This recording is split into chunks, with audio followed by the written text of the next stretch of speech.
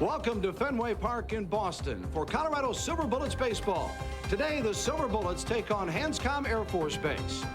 Hi, everybody. I'm Bill Land, along with Bridget Venturi. Glad to have you with us today. A real treat for the Silver Bullets, as this team that barnstorms all over America can play in some, well, not so great ballparks, but when you come to Fenway Park, it's like a shrine of baseball, and the team is fired up. It is. It's a real thrill to be here in Fenway, and this is the payoff for the Silver Bullets for the tough life on the road that they live about 48 other games in the season. It's a thrill for anyone to play between these lines, and we're looking forward to a beautiful day here at Fenway. Hanscom Air Force Base has comprised an all-star team here today. I don't know who's more excited because it's a thrill for them, too. Oh, it absolutely is.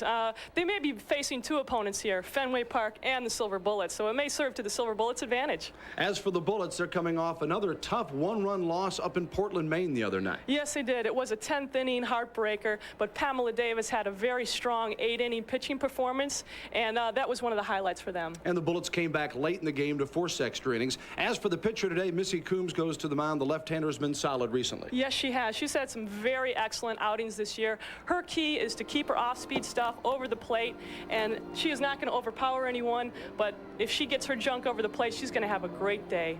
All right, this game is going to be a 7-inning game because the Red Sox play the Detroit Tigers in a regularly scheduled American League game immediately following. And Sparky Anderson, the manager of the Tigers, coming in to help manager Phil Niekro out. We're back with Silver Bullets baseball in just a moment. Historic Fenway Park in Boston, as today the Red Sox will play the second game. The opener is the Colorado Silver Bullets to take on Hanscom Air Force Base, an all-star team called the Bulldogs. Welcome, everyone, to Fenway Park. Bill Land and Bridget Venturi with you as a gorgeous day for baseball, a little bit warm on this holiday weekend. As we take a look at our starting lineups for today's contest, it will be a 7-inning contest. The Colorado Silver Bullets will be going against the starter Kevin McCallum for the Hanscom Air Force Base.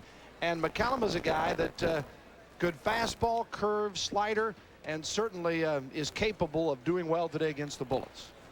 Yes, he is, Bill. He considers himself not an overpowering pitcher. He, like Missy Coombs, will be trying to keep the batters off balance and throw a little bit of junk out there today. 24-year-old right-hander will go against the Silver Bullet lineup that will have Michelle McInerney leading things off. Michelle playing second base. She'll be followed by Shannon Mitchum in right field today. Batting third will be Stacy Sonny, the third baseman.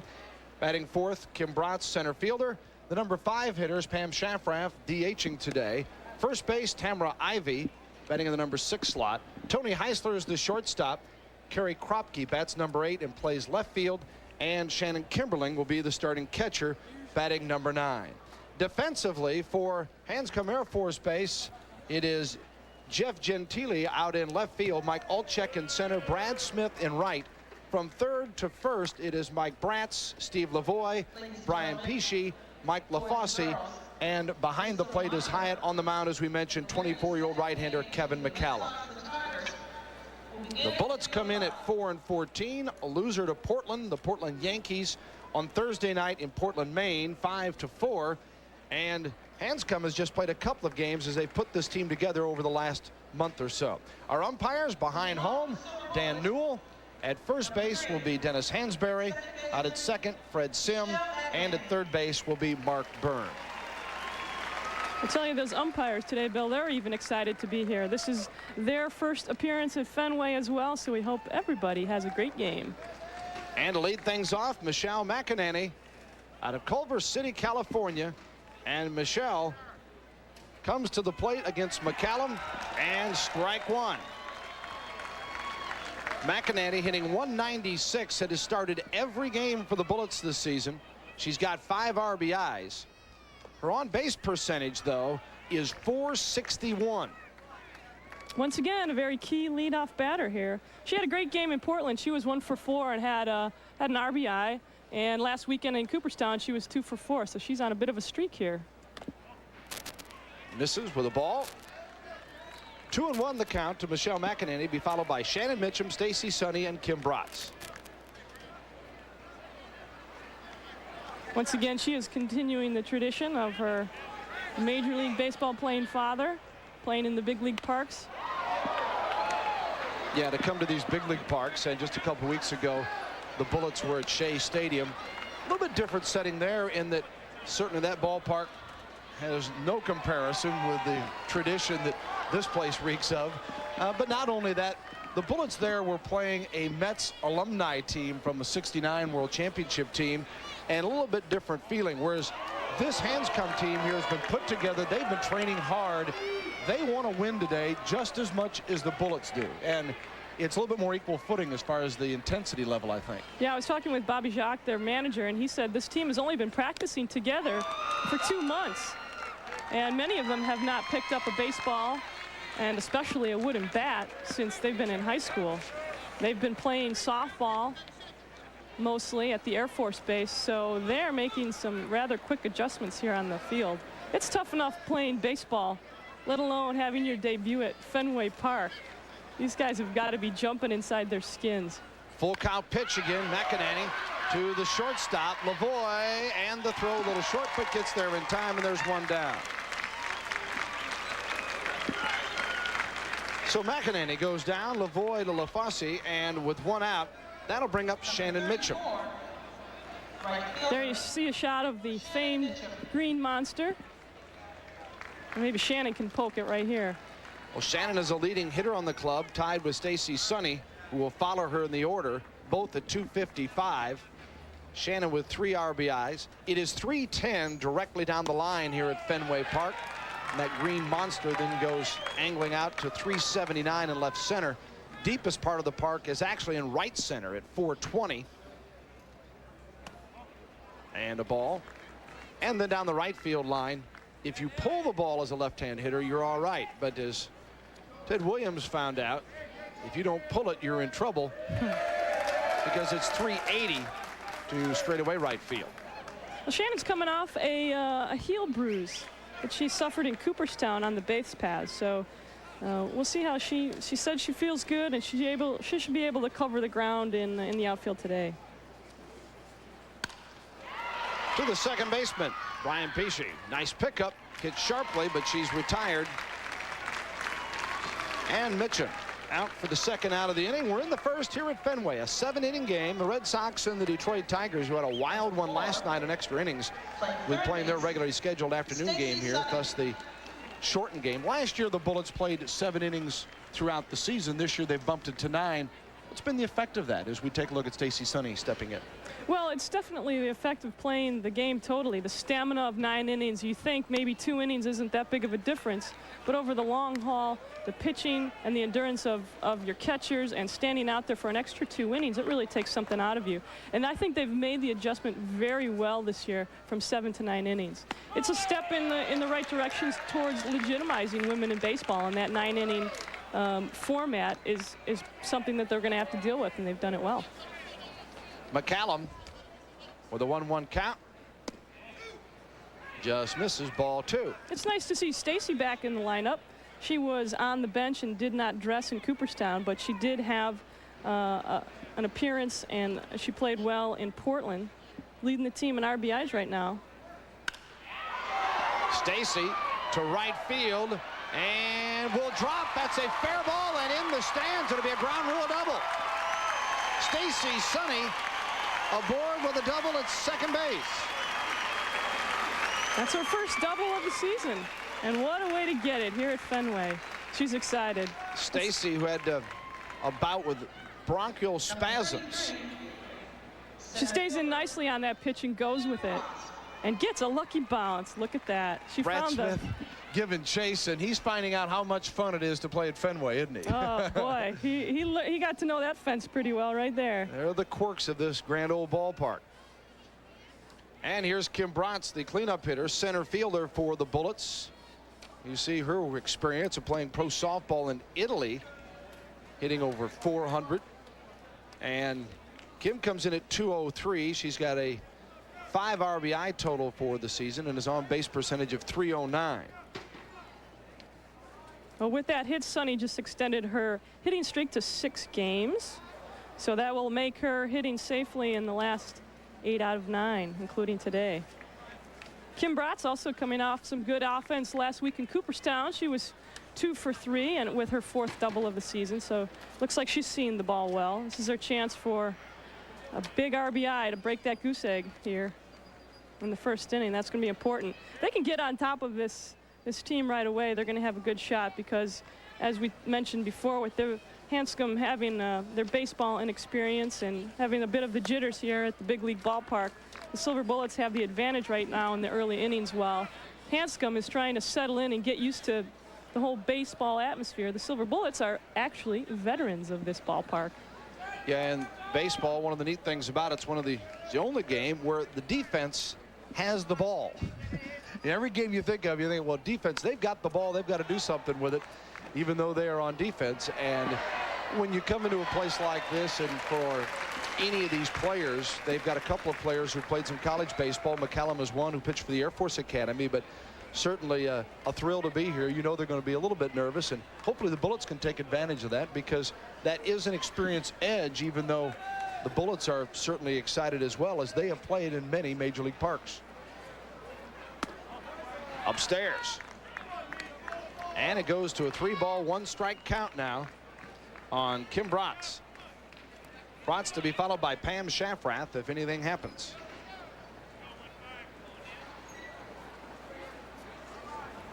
The 3-1 from McCallum. Out to right center. Second baseman giving chase, and a nice running grab by Brian Pesci. So the Bulldogs show they can play the game a little bit too. No runs, 1 hit, 1 left. We played a half, no score.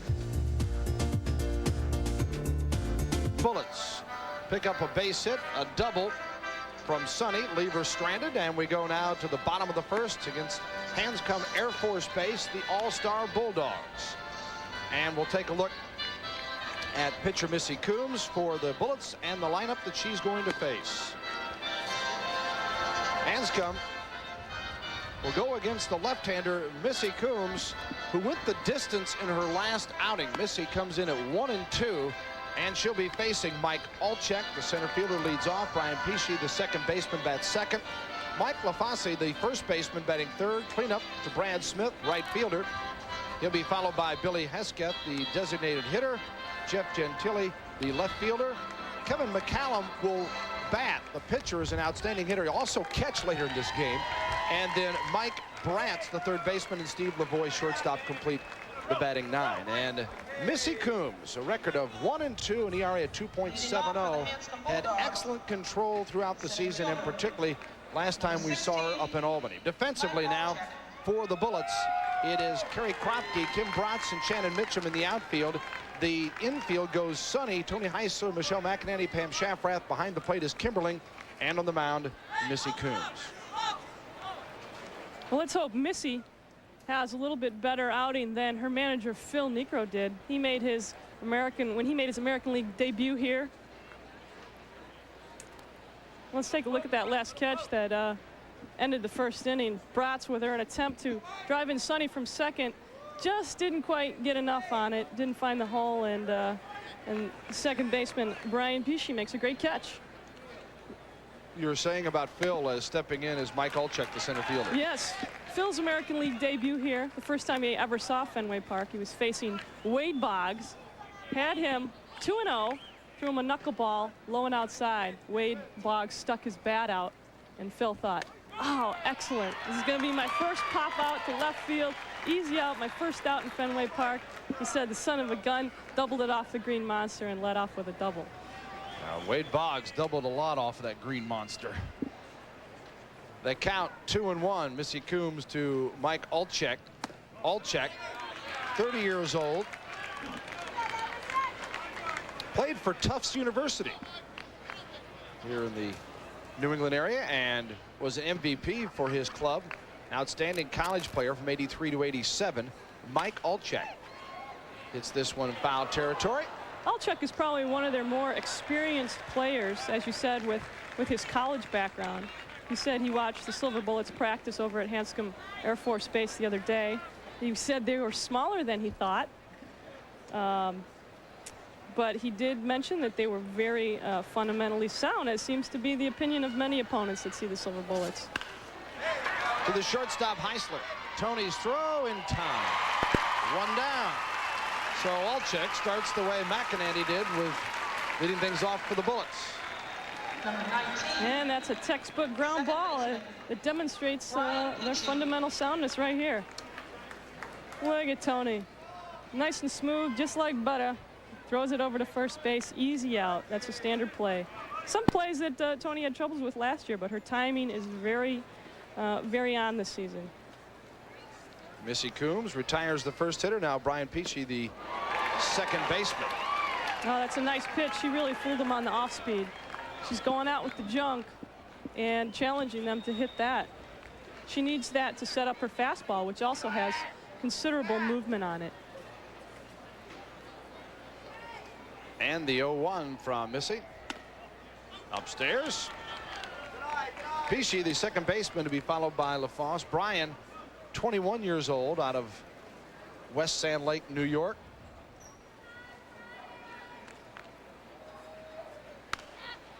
Fouls this one away. Yeah, this team is nicknamed the Bulldogs, and kind of an interesting story is Bobby Jacques, the manager of this team, retired from the Air Force in March, and he said, you know, as you take a look in there, he said, I don't want a trophy. He said, what I'd like, and he's got his foot up there on the front step if you're looking for Bobby, he said, what I really like is a bulldog. So that's exactly what they gave him, was a bulldog. And as a result, when this team was put together and the folks from the Silver Bullets called and said, we'd like you to put together an all-star unit, he put out an all call. There's over 10,000 servicemen at Hanscom and related folks that had a chance. And there's got some fellas that are playing on this team that are not in the Air Force, but our dependents are in the Air Force. And he said, we got together and Bulldogs became a natural for the team nickname. They've even got a T-shirt with a bulldog on it that everybody slaps before they come out of the dugout to get in the on-deck circle. So they've started their own tradition, even though it's a new team. I'm sure they're used to the camaraderie of the armed forces. And Bobby was telling me they had no team, no nothing, no equipment 2 months ago. And like you said, when they got the call, he had to recruit softball players. And that's, he said that's the game now on most of the Air Force bases because of the lack of facilities, etc., and the budget constraints. That baseball is a little bit more expensive than softball. So he had 44 on his roster. And when he saw the Silver Bullets roster at 22, he decided to pare it down. He's carrying 19 here today. And his focus is basically getting everyone the chance to play in this beautiful ballpark. 2-2, the pitch coming with one out to Peachy. Outside ball three. Nice stop by Shannon Kimberling. And this team, so is in some ways is similar because most of the Silver Bullets had played primarily softball. And now here you've got, even though this Hanscom team has played a lot of baseball, recently all their activity has been just softball. So they're making an adjustment as well. Nice pickup. Well, this is a treat for the fans that are coming later on for the game, as some of them are allowed to sneak down into those box seats and watch a game from the front row. Well, they get a 2-for-1 ticket today. That's right. Quite a deal. The Red Sox, the traditional Red Sox, and the new wave Silver Bullets. Hot shot right by Heisler, and good job of hitting by Brian Peachy as he worked Coombs for a lot of pitches and gets the first base hit for the Bulldogs. Yeah, it looks like Peachy sits back and waits for Coombs' fastball, expecting it on a 3-2 count. He does a nice job of hitting there. Bring up Mike LaFosse as Peachy aboard at first base. One down, we're in the first, no score. Bill Land, Bridget Venturi with you here at Fenway Park. Missy Coombs, who came to the game last night. Many of the Bullets came to watch the Tigers and the Red Sox here last night, but Missy also spent some time at the Shriners Hospital, the Burn Center, and had a chance to visit with a number of the youngsters there. And that's another part of the Silver Bullet team that some people don't realize, that not only are they traveling all over America with a crazy schedule, a game almost every other day type, but they're also taking time out to do charity functions, make appearances, and do whatever they can to promote baseball, promote women in baseball, and I think being an inspiration to just people in general that take advantage of the opportunities that you have.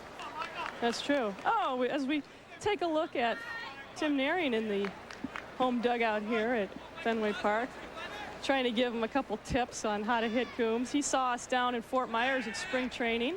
He, along with Roger Clemens and Lee Tinsley, they all supported us in the dugout during our spring training games as we shared facilities for a few weeks back in April.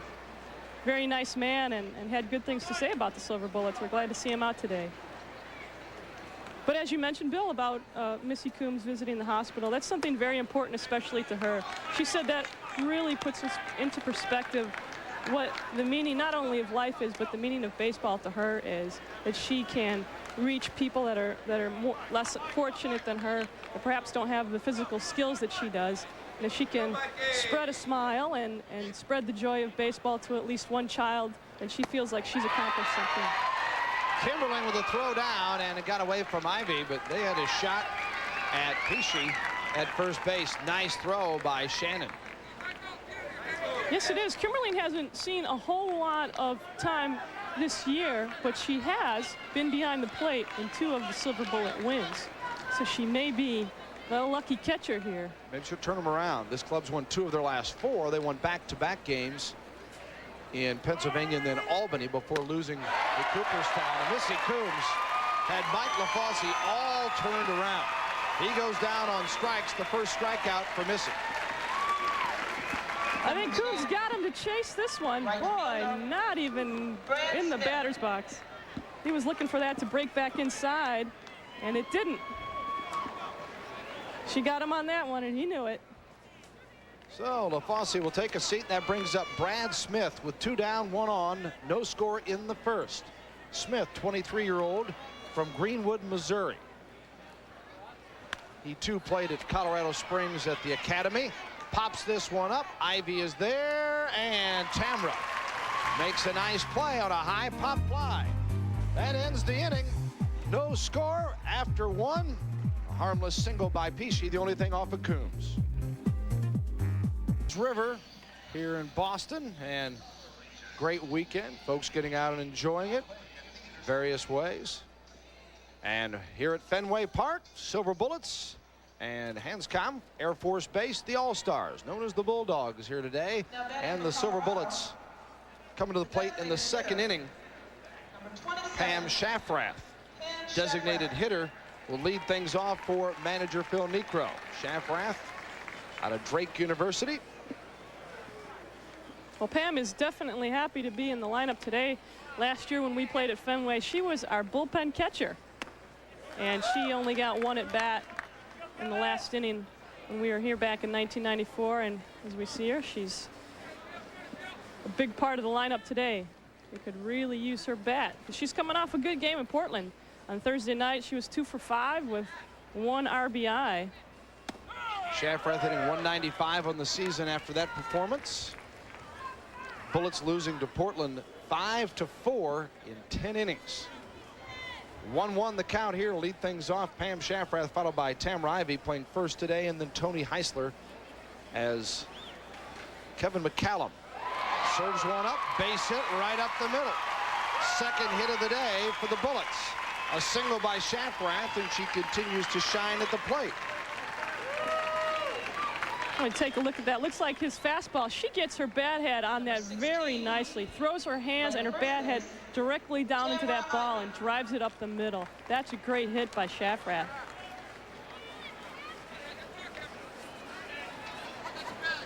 And Shafrath aboard at first base with LaFosse holding. Brings up Tamra Ivy. Ivy out of Cal State Northridge. Shows bunt, brings it back. I think what the Bullets are finding out in their 2nd season is they're at 4-14. Last year, a team that only won 6 games all year. No doubt they're vastly improved, but it seems the games that they win, Bridget, this team executes, I don't know if perfectly is the word, but pretty doggone good. And the games that they lose, particularly those 1-run games, runner going, and Hyatt's throw off the mark, did not get her. Scrambling out there, trying to make the tag. Steve Lavoie, the shortstop, and Shafrath gets the stolen base, and she earned it. Take a look at this. Well, you see they got the hit and run on. Shafrath has her head down, takes a look up to see if the runners hit the ball, and boy, she does some nice footwork out there and stays at it. Great determination. Great camera work. Whoa, that's awfully close. Looks like Lavoie was pleading for his case there, but you can see the second base umpire Fred Sims said she is in there. Like a couple of fish flopping out of water there as they were reaching for the bag. Here's the bunt from Ivy McCallum to the second baseman Pesci, and there's one down, but a sacrifice, and the runner to third now.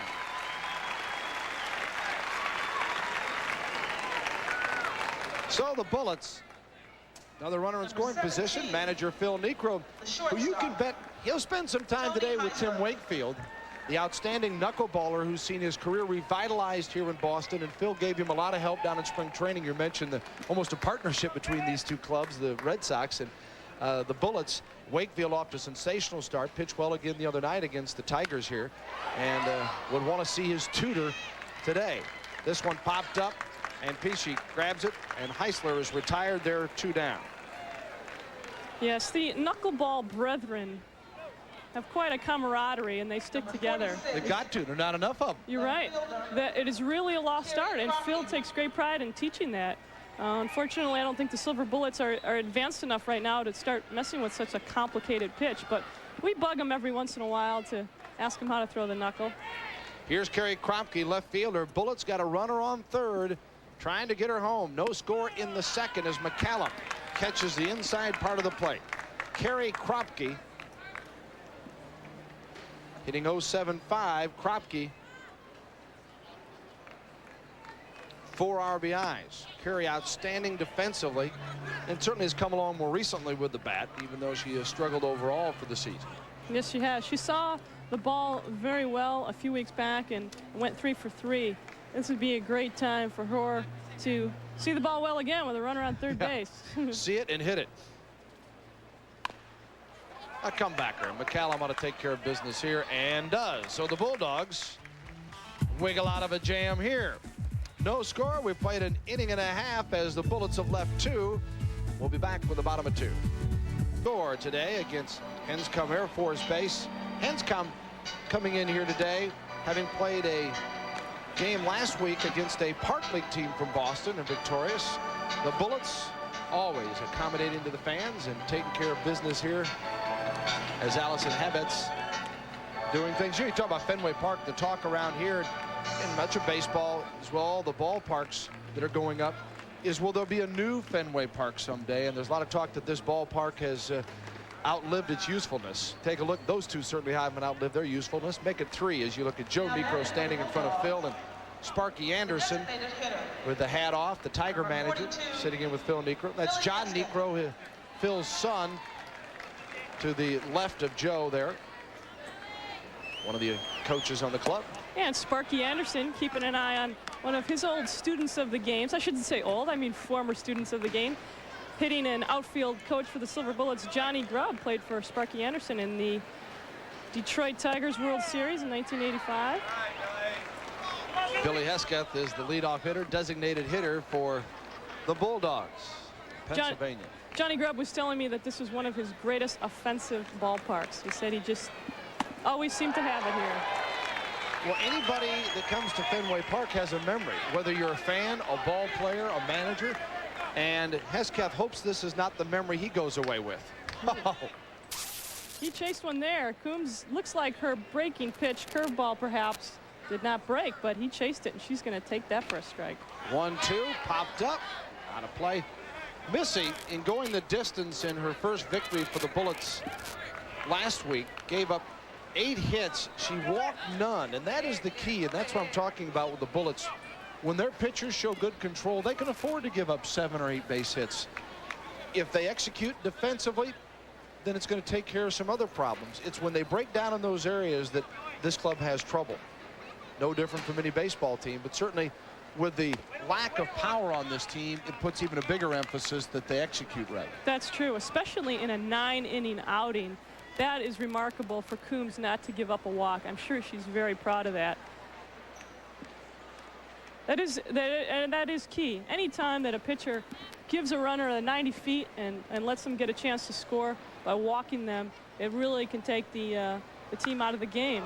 Here's one deep to left down the line and is foul. And he got a nice piece of that one. Kroschke's glad to see that one bounce foul. Yeah, Carey, who's known for her defense, would have a big challenge here today as you play the caroms of the Green Monster. Well, you can see that there's not much foul territory, especially down left field line, and Fenway Park does have the smallest foul territory in the major leagues. So there isn't much to work with anywhere right here.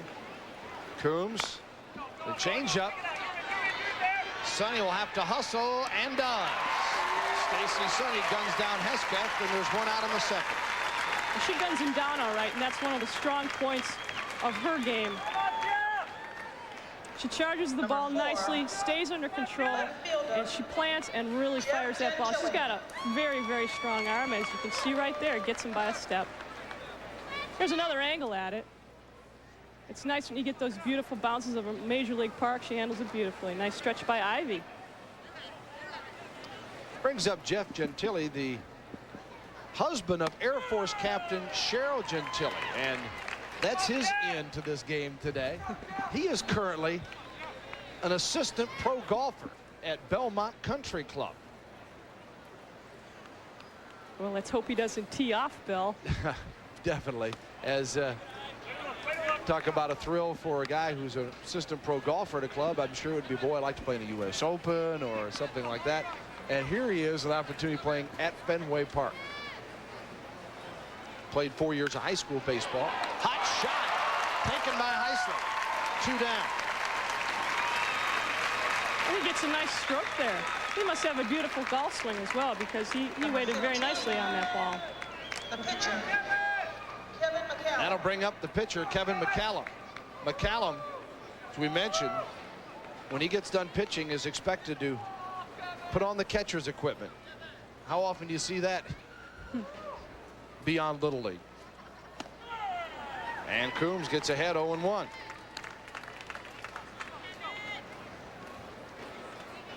McCallum, 24-year-old from South Carolina.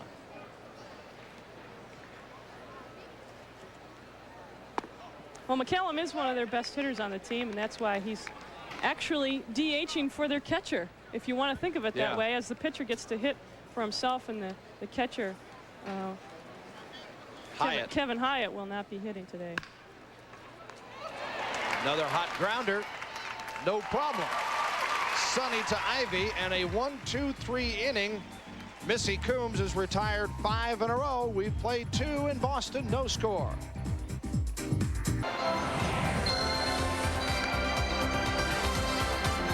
You're watching Colorado Silver Bullet Baseball on your regional sports network.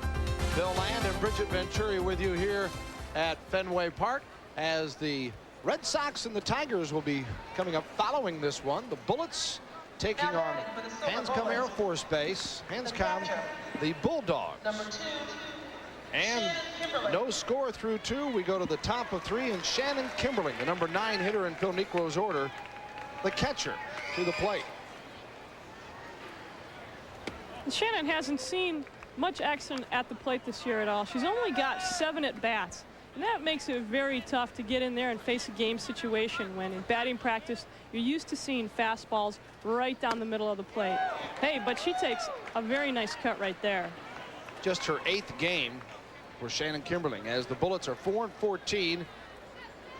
Monday they'll be in Syracuse. That game will be carried for you. Check your regional sports network for the time in your area. As Kevin McCallum has looked strong through the first 2, as you look at Shannon Kimberling out of Oklahoma State. She's a cowgirl. She and Beanie Ketchum both coming out of Oklahoma State. Very fine softball program. Yeah, outstanding. She gets a nice cut there. That's always a good sign. The experts say when the ball falls off directly behind the plate that you missed it by a hair. It looks like she did. One of the reasons Shannon has not seen a lot of playing time is that the Silver Bullets have an outstanding defensive catcher in Elizabeth Burnham, who is a New Englander from New Hampshire, and she just is so strong behind the plate, or Vermont, I beg your pardon. It just makes it very difficult for anyone else to get any playing time, because again, we're talking about having to be so strong defensively. But she does play an important role to give Elizabeth Burnham that rest when she needs it. And today, Elizabeth is not in uniform. She has been having some back problems with some tingling in her legs. And she's in some pain right now. So tough that she's got to miss this one particularly. Yeah, it is, because she is, as we said before, a huge baseball fan. You recall our moments in Cooperstown when she was really in her glory. And we spent the night last night watching the Tigers play the Red Sox. And once again, she did not want to leave before that 9th inning was over. It was a great one-run game. Kimberling with a 3-2 pitch coming up from McCallum. Dropped it, and that's strike 3. So McCallum gets his first strikeout. And back to the top of the order, Michelle McEnany. There is, she goes by E. Burnham. There she is, E. Burnham, sitting next to the big boss. That is Mr. Leo Kiley, the CEO of the Coors Brewing Company. He's checking out a little action. He picks the good games to come to. We're glad to see him here. More entitled to sit in the dugout with Sparky Anderson. Yes, he's sitting in great company right now. He's a big baseball fan as well. 1 down. McEnany grounded to short in her first trip.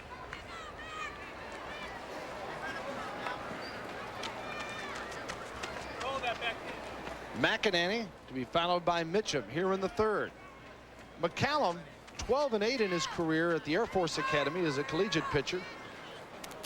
93 was 2nd team All-Region. This one fouled off just underneath us.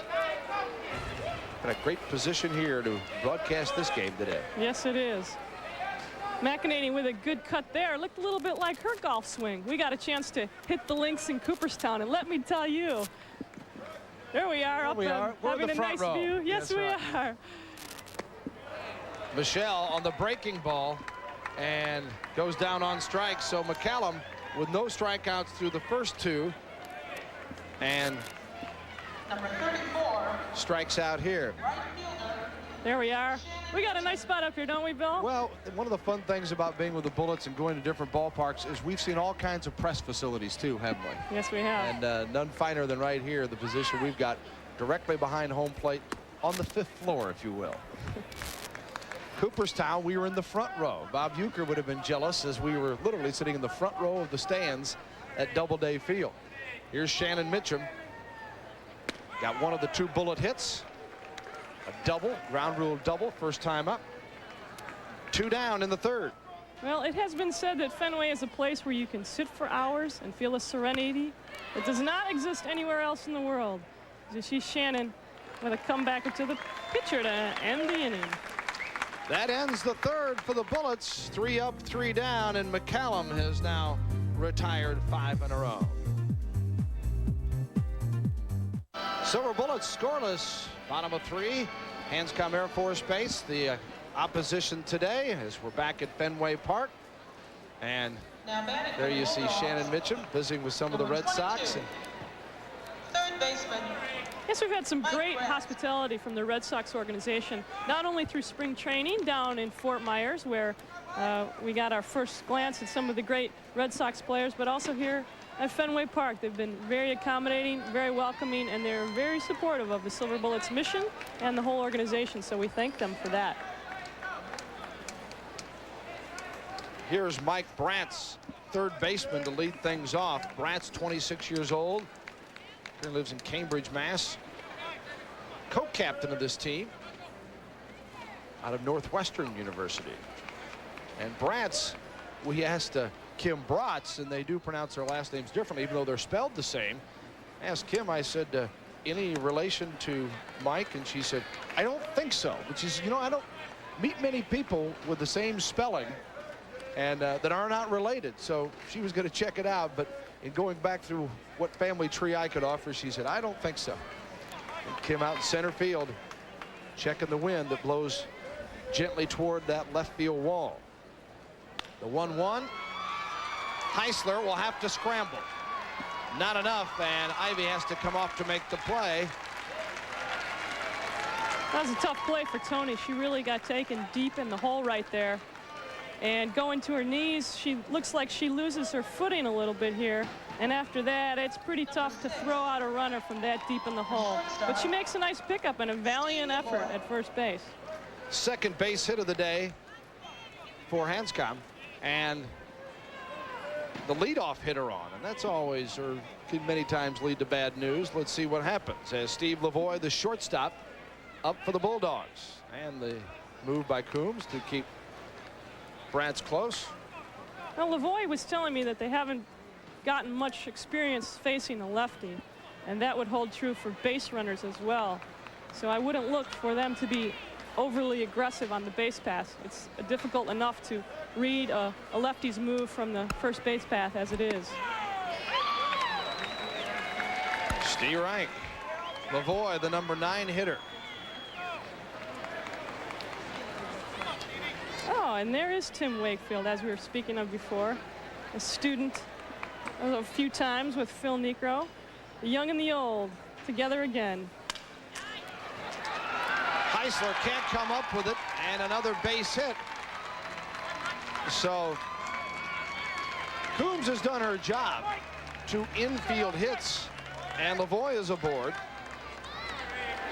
Back-to-back singles. Well, Lavoie is a rugby player, and it looks like he pushed that one through. That one had eyes just out of the reach of Tony Heisler's gloves. And another look here. Oh, boy, you can't hit that much more perfectly than that. Right through the hole, the true meaning. So Heisler had a rough start here. Could not reach that one. Would have taken a great play to get Bratz. And now Coombs in a jam with runners at first and second, nobody out. Mike Olczyk, the leadoff hitter, puts down the bunt. Nicely done. Ivy will go to first base. McEnany not in time. Michelle had to come a long way to get to the bag, and it looked as if she looked down for just a moment before she put her foot down, and that split second may have cost her. Definitely. She was holding the runner on at first base. Number 19. It's a nice pickup and a perfect throw. Unfortunately, Mac was about a half a step late, and that was caused by her holding the runner on. She was about 10 feet from second base when that pitch was thrown, so she had 80 feet to run. That's a tough play. Let's see how Coombs reacts to this pressure situation. Middle infielders are back. They're going to give up that run for a double play right here. Here's Brian Pesci with the bases loaded.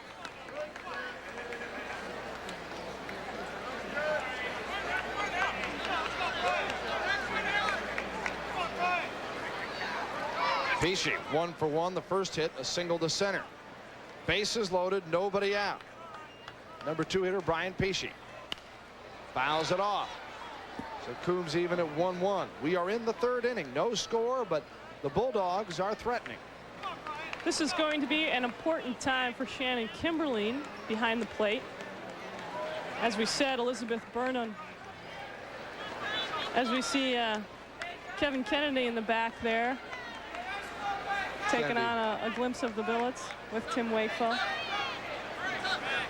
But Kevin Kennedy was hot last night. Boy, there was some great stuff at the ball game last night. All kinds of things going on, and a bitter loss for the Red Sox as they fell by 1 to the Tigers after being down early and coming back and tying it up. And a player missed a sign, and then Jose Canseco got into it a bit with a little knockdown that he thought was intended for his head. Then homered on that at bat. A lot of fun here at the ball yard last night. Right now there's no score, but the Hanscom Air Force Base All-Stars are threatening. Infield hits have loaded the bases. She's got to come back and throw a strike here with 3-1, bases loaded.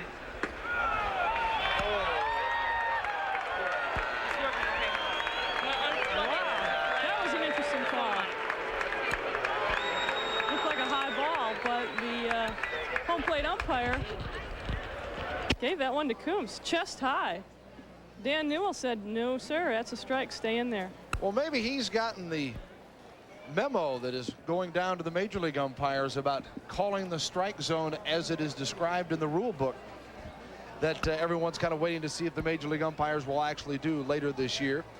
That supposed to be the letters to the knees, and if you go by that, you could understand. And now Coombs. Looks like there's a discrepancy in the count. The scoreboard read 3-1 before that last pitch, and now home plate umpire, Dan Newell, is saying that it is now 3-1, that the last pitch was 3-0. So it looks like they're discussing that. And we'll see what they rule. Phil getting that straightened out. Phil Negro. You see Missy, it's 2-2. That's what she's claiming. She's claiming 2-2.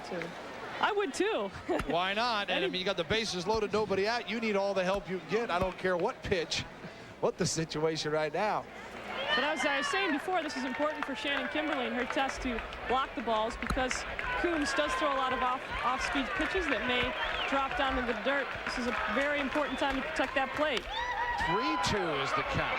According to the scoreboard. Lifted, fair ball. The runners had to hold, but Bratz comes home. Lavoie coming, and they'll run him back. They got a runner hung up at second base. There's 2 runners there.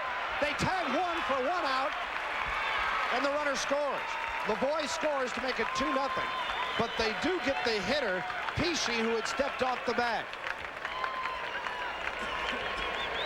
So rule it as a single by Pesci. 2 runs score, and it's 2-0. Shannon plays this ball very well. She kind of smothers it up against the wall and doesn't let it get it past her, and gets it in very well to the cutoff, the first base person. Excuse me, that was Shannon Kimberly who cut that off. And then they get kind of in a crazy run down here with 2 runners stuck at second, and the runner at third, Lavoie, scores on that play. So 2 RBIs on the play for Pesci.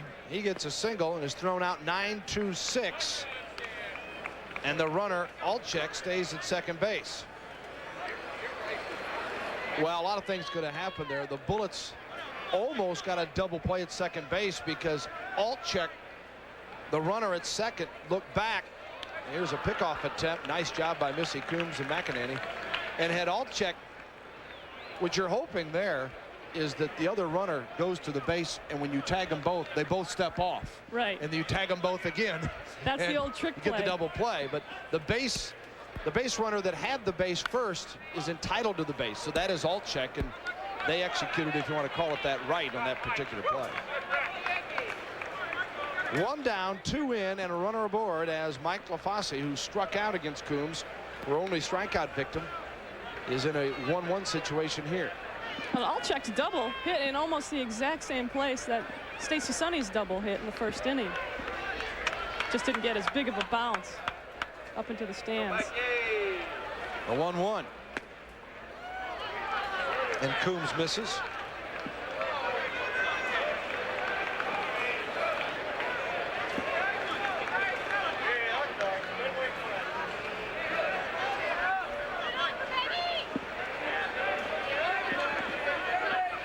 Getting the pickoff attempt. Nothing doing on Altchek this time. We're in the third. Well, there is some action out in the Silver Bullets bullpen in right field. Looks like Billy Joe Sharpie is throwing. I don't know if she's preparing to come into the game or if she is just getting her work in for the week. Yeah, really, when you look at the, excuse me, Bridget, Missy Coombs has given up 5 base hits, 4 in a row in this inning, but there has not been in this inning of those 4 one solid hit yet. And I think Phil Niekro looks at it from the standpoint she's pitching well and has to hope that she's got the maturity that she can handle the fact that she's not getting what she deserves, and she shows it here with her second strikeout. Yes, she does. And she does. She has good composure as a pitcher and knows when she's getting hit well and knows when she's doing her job.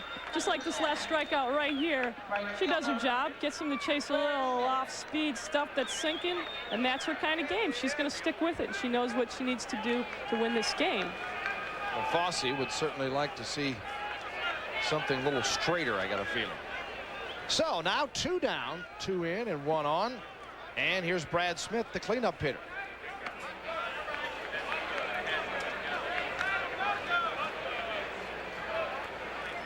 Smith, as we mentioned, also playing at the Air Force Academy for 2 years in Colorado Springs. 23-year-old Brad Smith. 2-0 Bulldogs leading the Silver Bullets in the third. Runner going. Kimberling couldn't get it out of the glove quickly enough.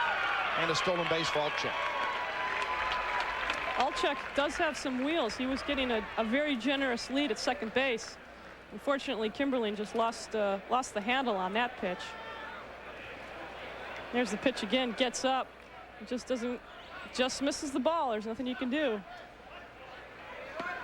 That's something that she needs experience in as well, is receiving the ball with runners on base. There's no other way to do it except in a game situation. And she's getting her lesson right here as we watch. Brad Smith with Alchek leading off third. That caught the corner. And it's 3-1 now to Brad Smith. On deck is Billy Hesketh, who grounded out last time. Smith popped to the first baseman Ivy, and that caught the corner as well. Nice job by Missy Coombs as she battles back to a full count, 2-out pitch coming up.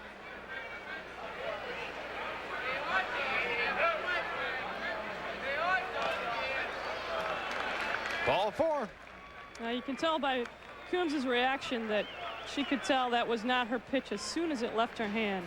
She made a bit of a disgusting motion towards herself to say that is not what I wanted to do.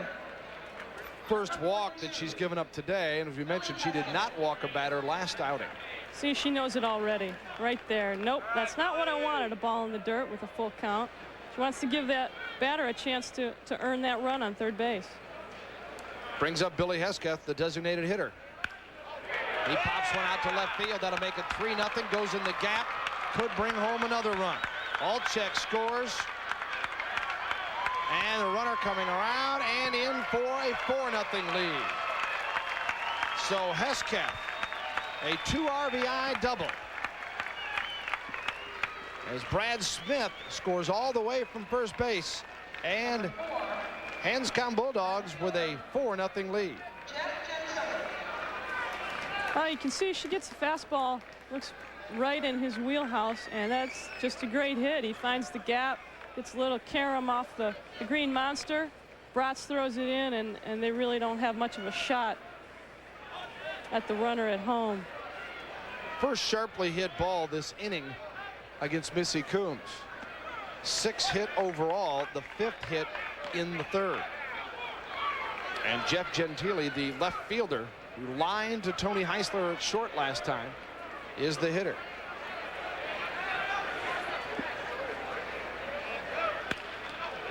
Nice stop on the corner. Sonny's throw and gets him.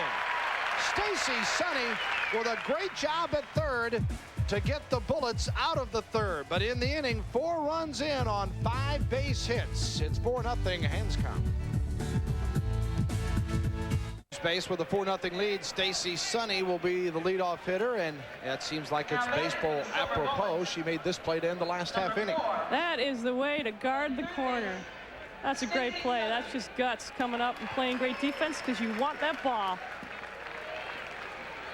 And Stacy, I think earlier I said Shannon Mitchum had the first hit. Stacy had the first hit of the game for the Bullets with a double to right field that bounced into the stands on the foul line.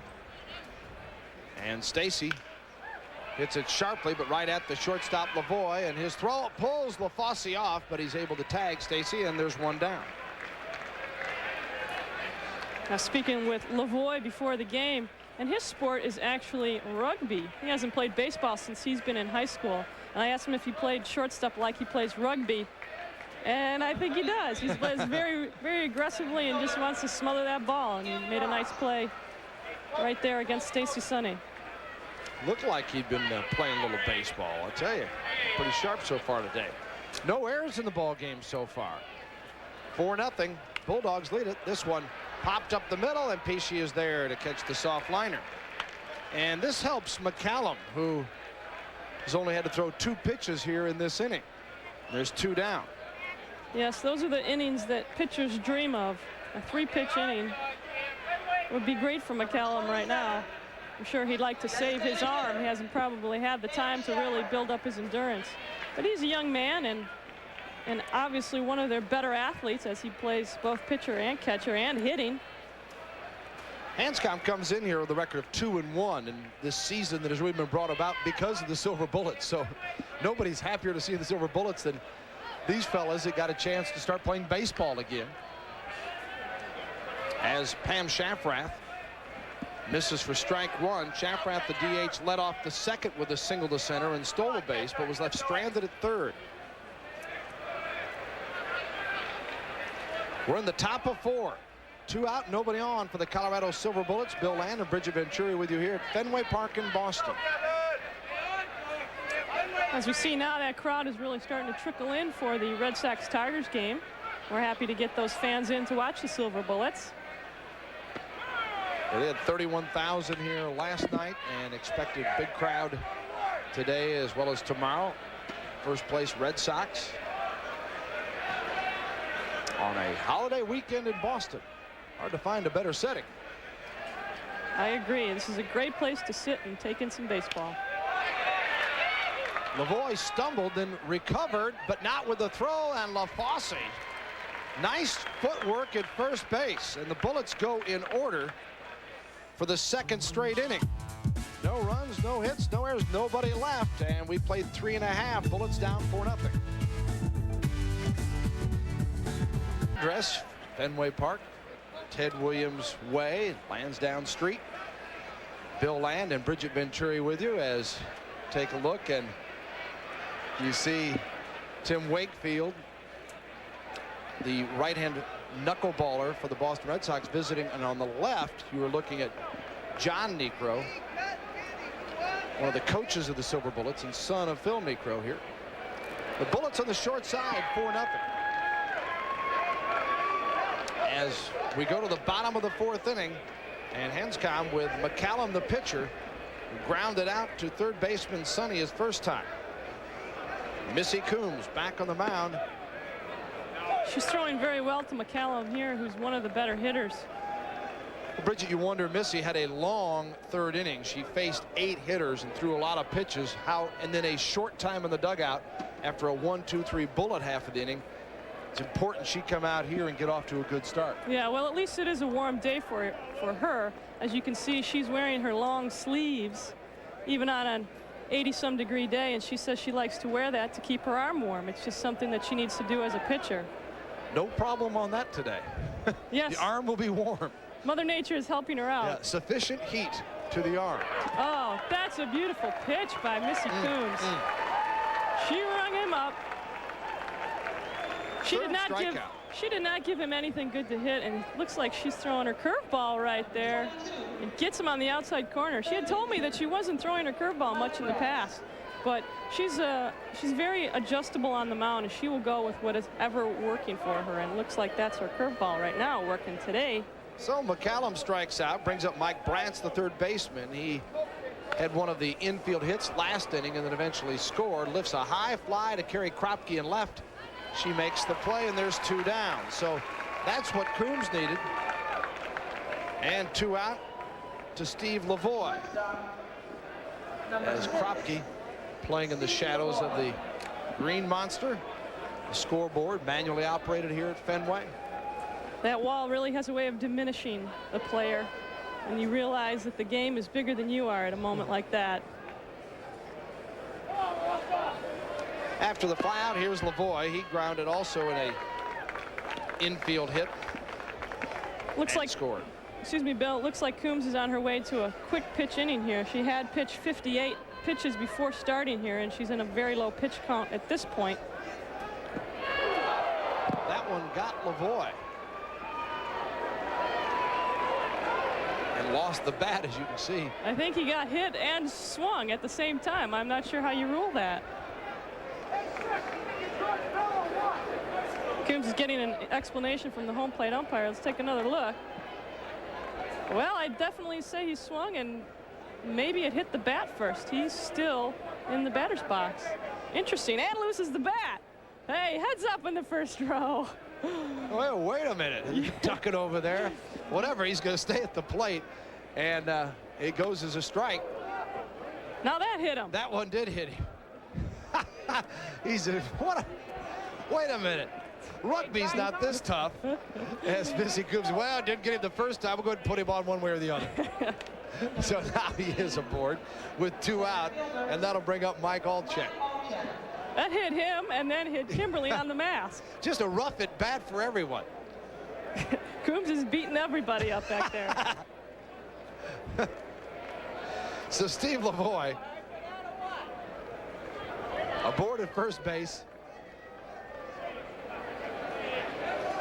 And Missy Coombs, first hitter that, first batter she's hit this season. Missy came in throwing 26 2/3 innings, second on the club behind Leanne Ketchum. Well, as Phil Niekro always used to say, don't worry about hitting a batter. It doesn't hurt the pitcher one bit. Lavoie is going, and Alchek lifts a high pop fly, no man's land, and Ivy cannot catch up to it. And he slides into second base, what will be a pop double. Right fielder Mitchum was deep. She had no opportunity. I'm not sure where McEnany was, but there was no way she could get there in time. And now runners on second and third. Sometimes in these settings with a three-tier major league ballpark, it's tough to pick up the ball in all the fans and everything, and she may have had trouble doing that, as also she was running a little bit crooked there. So that one seemed to have eyes as well. Alchek's having a good game. And the wind has changed a little bit. Earlier it was blowing out toward left, and it's been swirling a little bit more. It does have a tendency to swirl here, and when they added the bullpens and the luxury skyboxes here at Fenway, that caused the wind to swirl and altered the wind currents here. Normally it was blowing in or out, with the addition of those two physical additions has caused the wind a lot of problems for players here. Lavoie at third, grounded to Heisler, and got out of the inning. Nice throw by Tony. And in the inning, a hit batsman and a base hit, but Missy Coombs strands two. It's 4-0 Bulldogs.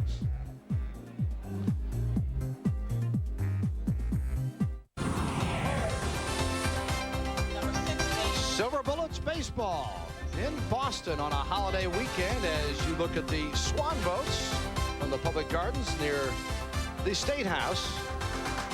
And we come back to Fenway Park. Bill Land and Bridget Venturi with you. The Bullets on the short side. They've been out hit 7-2. That's a bit misleading, though, as Missy Coombs has really pitched rather well today. And to lead things off here in the top of the fifth, Tamara Ivy, the first baseman, followed by Tony Heisler. And strike one from Kevin McCallum, the right-hander on the hill for the Bulldogs. Well, Tamara's having a good day defensively over at first base. She's made some nice stretches and pulled a couple out of the dirt. Unfortunately, she got turned around on that pop-up last inning, but she's looking to come back with this at bat. You're watching Colorado Silver Bullet Baseball on your regional sports network. Well, she's 0-2 right now. This isn't where she wants to be. She's going to have to choke up and protect that plate. McCallum has pretty good control today. Been impressed with him, haven't you? Yes, I have been impressed. You're talking about, again, a guy 24 is not that far out of the Air Force Academy in regular pitching days, but still has been very impressive. Lavoie makes the play. Didn't have to put a lot on it. Stopped, made sure he made an accurate throw, and Ivy's the first out. I think Lavoie is having a good time out there. He's getting a lot of action defensively, and that hit by a pitch sequence really gets him into the rugby. Don't forget, more Silver Bullet baseball on television on Monday night. Will be in Syracuse as the Bullets meet the Blue Jays. On the 7th, it's in Buffalo, and on the 10th in Atlanta. The Golden Jackets, the opposition there. And check your regional sports network for the time and airing in your part of the country. Here's Tony Heisler, shortstop. Pop to the second baseman, her first trip. We're in the fifth. It's 4-0. Hanscom Air Force Base leading. And again, remind you, if you did not come with us from the beginning, this is a 7-inning game because of the Red Sox and Tigers to be playing immediately following. So it's not like there's a lot of time left in this one for the Bullets. One bounced off the catcher Hyatt. Hopefully he's all right.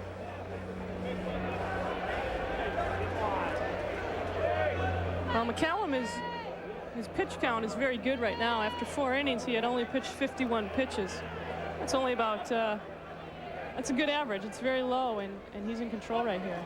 Well, control is the key that hits me, Bridget, because he struck out 3, has not walked a batter. And walked 1, I beg your pardon. No, and walked a hitter, and allowed just 2 base hits. Obviously, this team, and there we go, give the kiss of death, didn't we? Mentioned that perfect control, and Heisler works him for a walk, whatever it takes. And Tony is aboard for Kerry Kropke. We'll give you an assist, Bill, on that walk. Number 46. So Kropke comes to the plate, left fielder. Kerry Kropke. She grounded right back to McCallum in the 2nd inning. Looks like the key here is going to be to jump on McCallum's fastball. That first pitch that's in over the plate is something the Silver Bullets are going to have to jump on, because he's been nibbling the corners quite well and making them chase pitches that they don't want. McCallum had retired 10 in a row until Heisler worked him for a walk. Lavoie for 1 and 2, and he is having some afternoon out there. Steve Lavoie gets the double play going, and that wipes out any threat the Bullets have here in the 5th inning. So we played 4 1/2, and Hanscom Air Force Base leading it 4-0.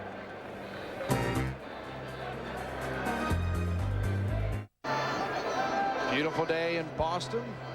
See the old dome of the State House and so many historic landmarks in the Boston area. I'm glad to have you with us here as we come to you from Fenway Park. For Silver Bullet Baseball, the Colorado Silver Bullets looking for victory number 5. They've got their work cut out for them. They're in a 4-0 ditch right now.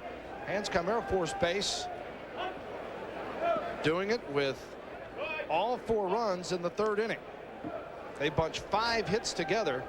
Only 1 was impressive, a double to center by Billy Hesketh, but they got the job done against Missy Coombs, and took a good defensive play by Stacy Sonny to get her out of that inning. Now we're in the 5th, and Mike LaFosse, the scheduled hitter, and we'll have a pinch hitter, it appears. As coming up is John Megan to pinch hit for LaFosse, who had struck out twice. Well, as we are in the traditional and nostalgic Fenway Park, we have a bit of history here mixed in with the Red Sox. What Silver Bullet fan knows which former Boston Red Sox pitcher was the victim of the Silver Bullets' first hit ever?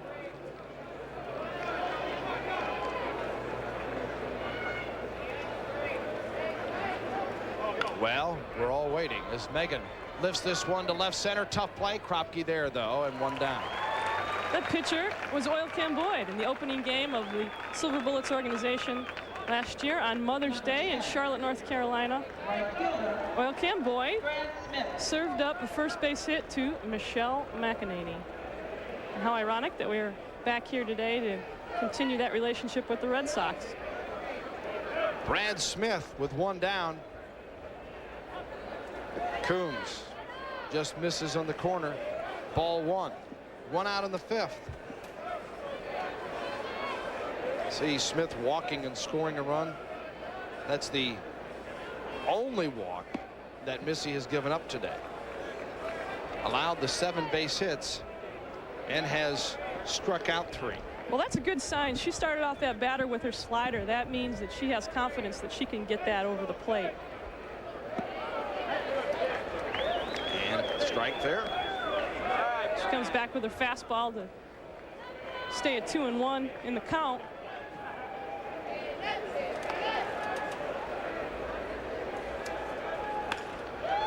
Down the line, foul.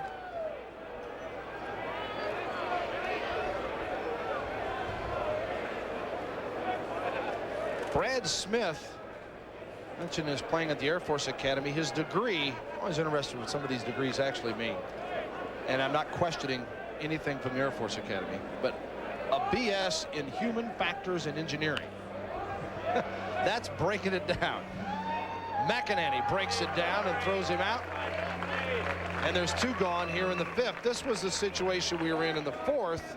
2 up, 2 down, and then Lavoie was hit by a pitch, a double by Alchek, and it took a nice play by Heisler to get Pesci to get the Bullets out of the inning in the 4th. Let's hope that Hesketh will be a little bit easier job.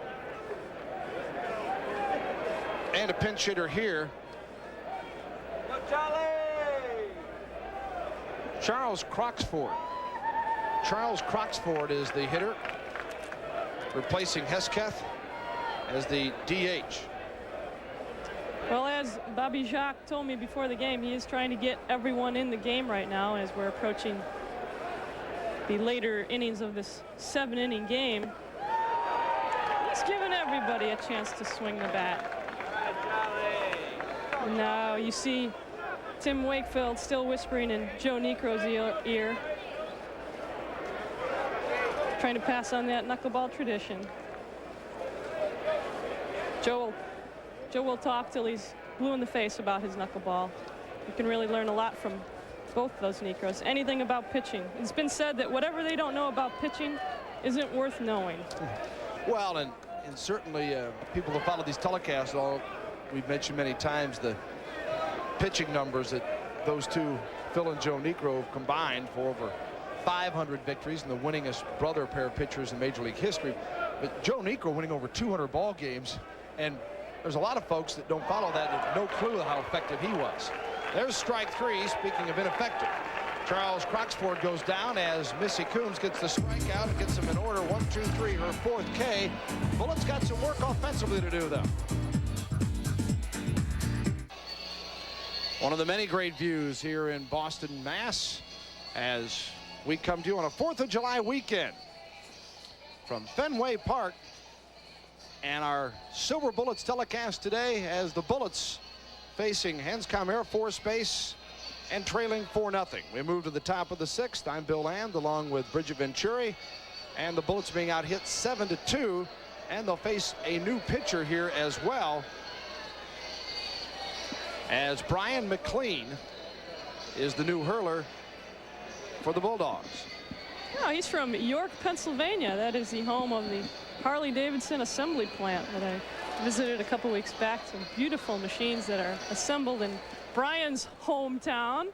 You're just a wealth of information, Bridget. Man, where'd you pull that one out of? I'm impressed. Also told by producer Tom Hewitt, we want to give credit where credit is due. It's the home of York Barbell. So glad to have all our viewers in York. And we're getting all the good things out about your fine community. Yeah. The Bullets play there? Maybe we go over there, we'll get a free meal once in a while. That's one of the bonuses of playing baseball and touring the world. You find all these places you never thought you'd ever see in your life, and you learn things about your country and your geography that you didn't learn in school. We're all still learning on the road, learning baseball, learning about life, learning how to travel, and learning what is in York, Pennsylvania. Well, Brian McLean, who's made 3 stops in college baseball, in Ferrum, Virginia, along with Wright State University in Dayton, Ohio, and Sinclair Community College, also in Dayton. He played college ball for Ferrum, which is an NCAA Division III school, and Wright State as a pitcher, and also played some professional baseball as high as AA with the Dayton Astros in Dayton, Ohio, as a starting pitcher. So you'd expect some impressive work from Brian McLean.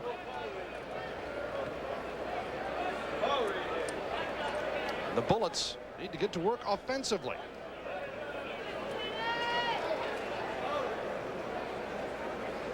We are in the 6th inning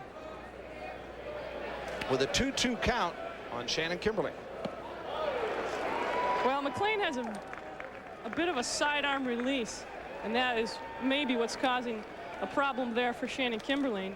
So you see he releases a little bit lower than over the top, kind of about shoulder height, and that tends to make the ball sink as it's sunk right under her bat right there. She's doing a good job behind the plate. It's a long day behind the plate here at Fenway for her. And that brings up Michelle McEnany. McEnany with a 1-0 count, looking for her first hit today. McLean on the mound in relief of Kevin McCallum, who went the first 5 innings and allowed just 2 Silver Bullet hits. Well, McEnany has hit safely in 7 of her last 10 games, so she's looking for that safe 8th game right here.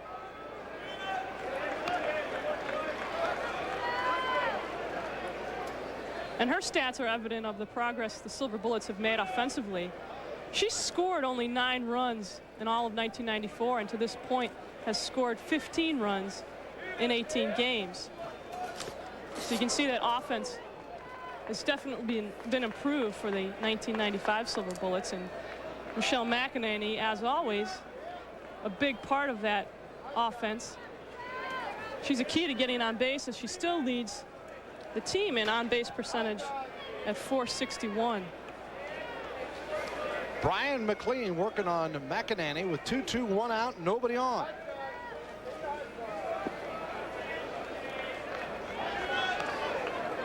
And now to a full count. We're told that the way this game is going, and it has moved rather quickly, it was scheduled as a 7-inning game, and we believe what they will do is go 7 or until the time limit, 2:30 Eastern time, and as McEnany gets the walk. And as you see, she uses her small strike zone to her advantage again. As always, the pitchers do have difficulty pitching to women with smaller strike zones. And this is something that McEnany uses to the utmost to get on base. McEnany with 51 at bats and now 25 base on balls. So you can see that she's doing the job in that category. Obvious leader for the team there. And here's Mitchum now. Shannon, the right fielder, 0 for 2. Shannon's leading the team with Stacy Sonny with a batting average of .255.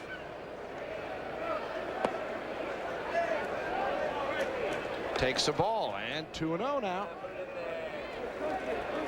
She's probably going to be waiting for a strike right here after ball 4 on McEnany, and she's now 2-0 with McLean. She wants to make him get this pitch over the plate.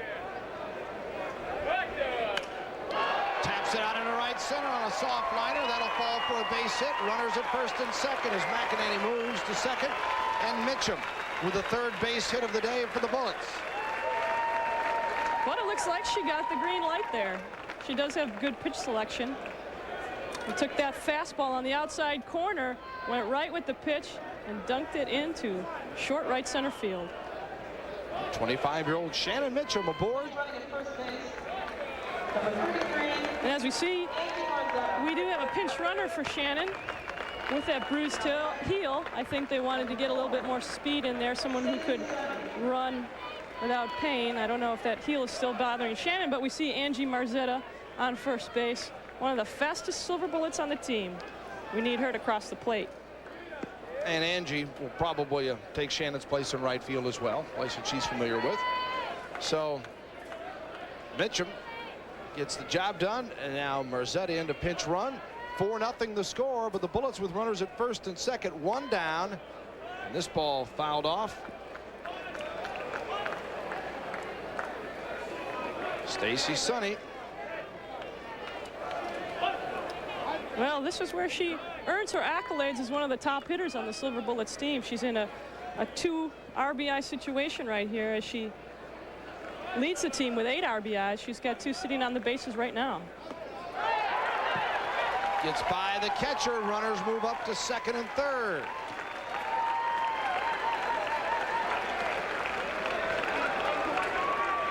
McCallum is the catcher now. That's right, your starting pitcher is now your catcher. Kevin McCallum. And that would have taken quite a play to stop. Yes, I think that's definitely scored a wild pitch. Seems uncharacteristic of McLean. He's been in pretty good control so far. And Bobby Jacques will come out to visit. But sometimes with that sidearm delivery, if that release point is too late, that's exactly what happens. The ball tails off to the pitcher's left and just gets away from your catcher. Some of the fans that continue to come in here at Fenway Park in anticipation of the Red Sox and the Tigers that will follow this game.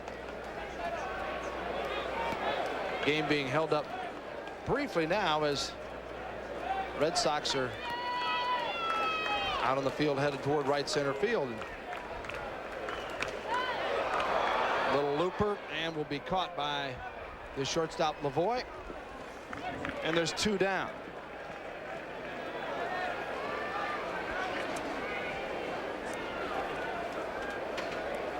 See, the Red Sox are going out to the hitting cage as they loosen up for their game.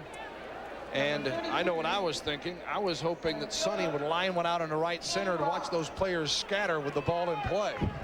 I think she was hoping that too, yeah. Bill. Not the case, though, and there's 2 down now with runners at second and third.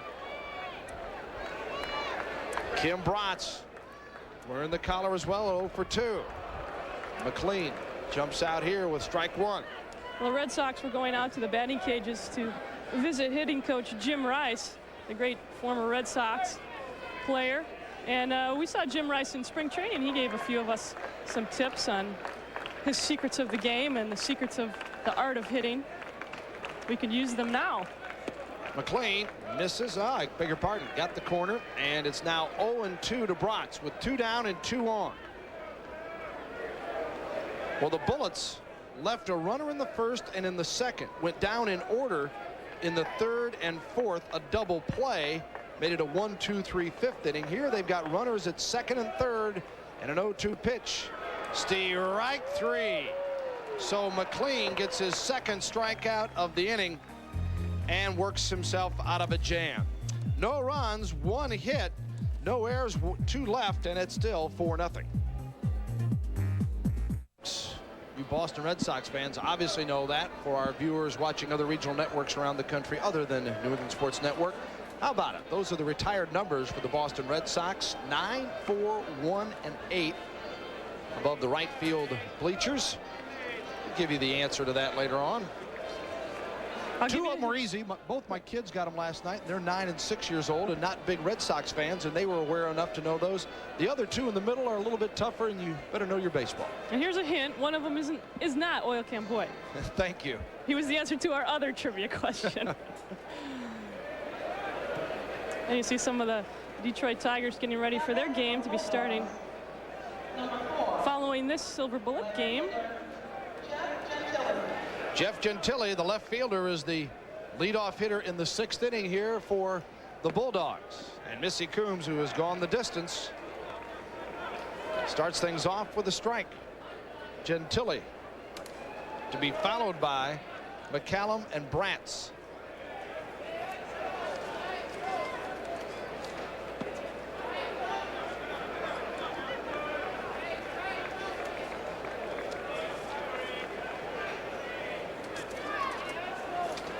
Melissa Coombs.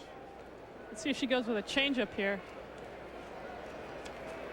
And she does, but it gets down in the dirt.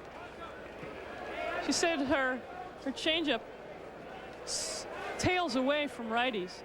So she likes to get them out on their front foot, really chasing that. And you see a fastball that she gets in on a 2-1 count. Gentile will go in with a stand-up double into the corner.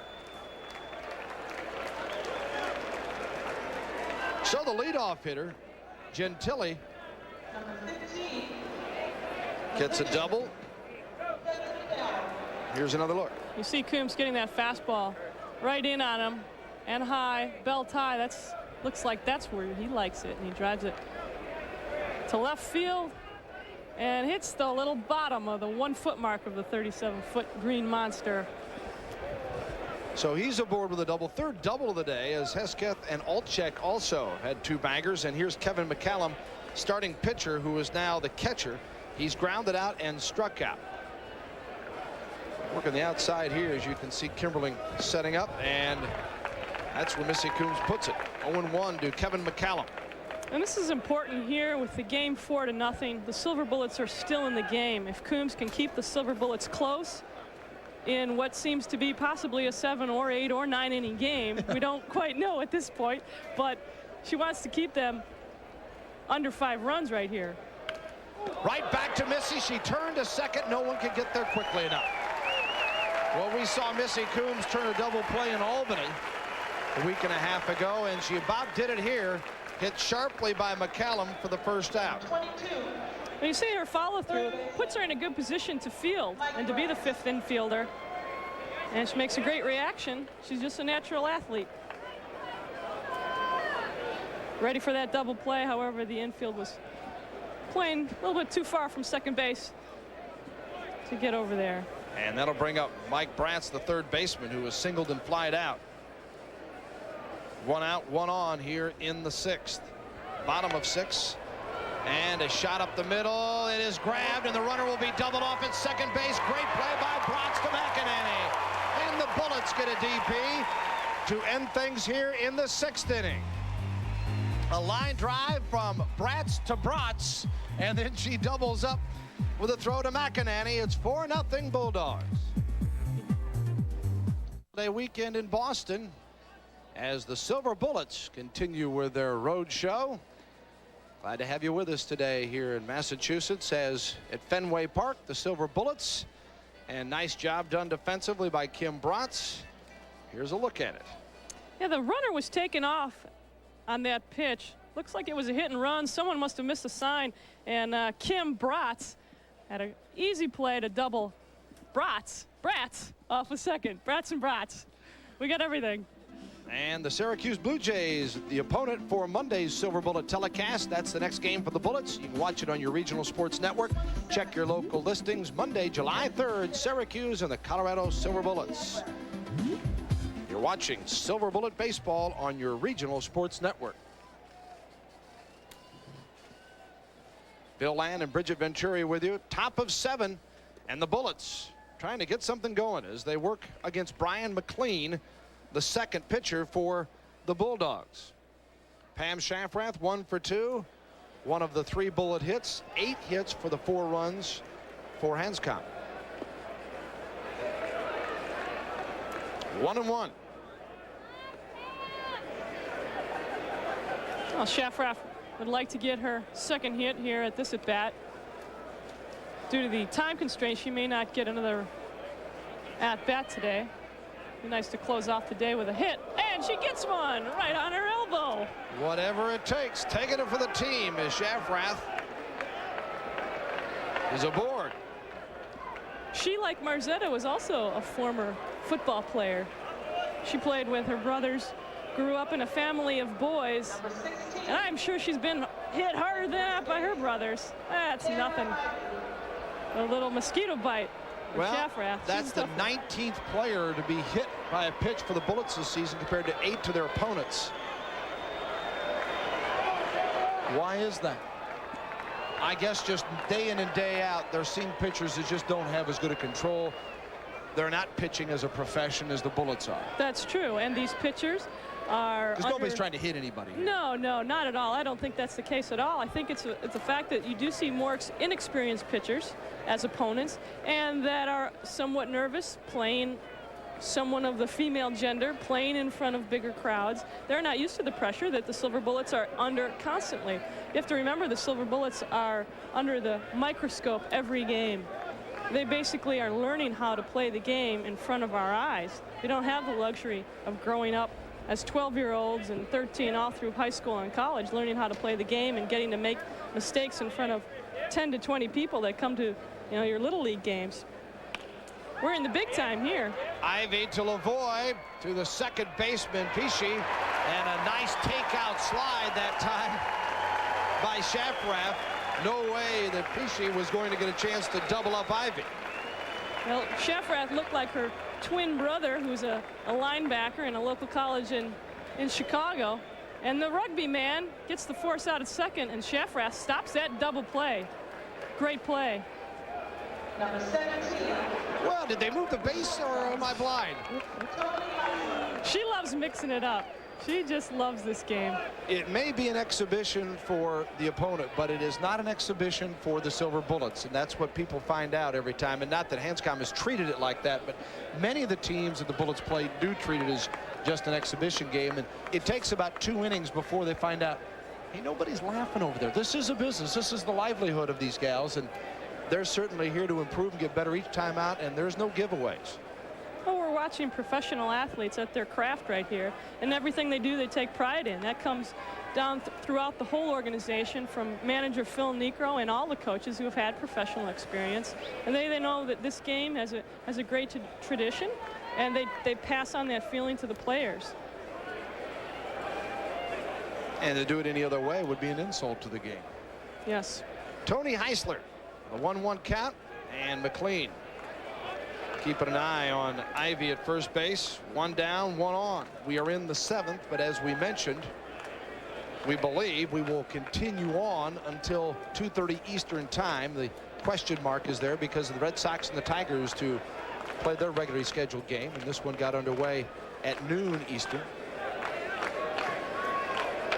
So the Bullets case, you kind of like this setup. If we don't get anything here, we need a quick 1, 2, 3 so we can get to bat again in the 8th. Meanwhile, for the Bulldogs, you're saying, no, why are we just playing 7? What are the rules here? Yeah, they might be able to catch them off guard. The Silver Bullets did get caught when they played at Shea Stadium in the time limit. The Met veterans scored in the bottom of the 5th, and the Silver Bullets didn't get a chance to defend that at the plate. Yeah, that game would have been a tie. Yes.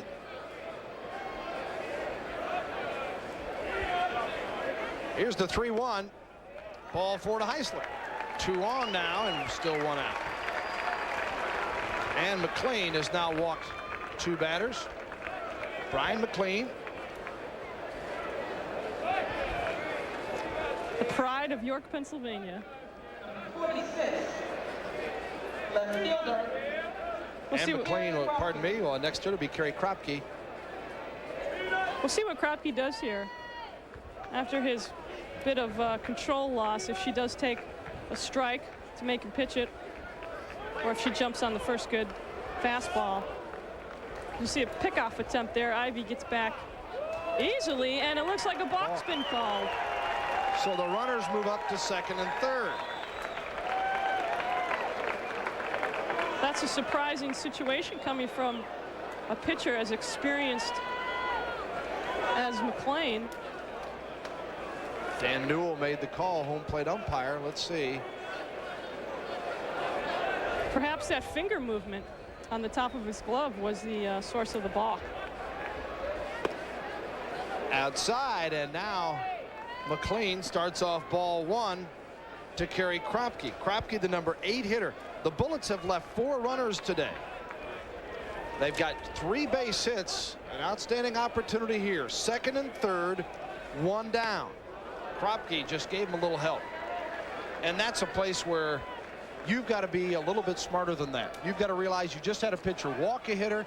He's balked, put the runners in scoring position. He starts you off ball 1. That thing's got to be grooved for you to be swinging. You're absolutely right, especially with Kropke having 3 hits at the plate. She needs something very good to hit, as she almost gets hit right there. And now you're saying, don't turn that back quite so much, Kerry.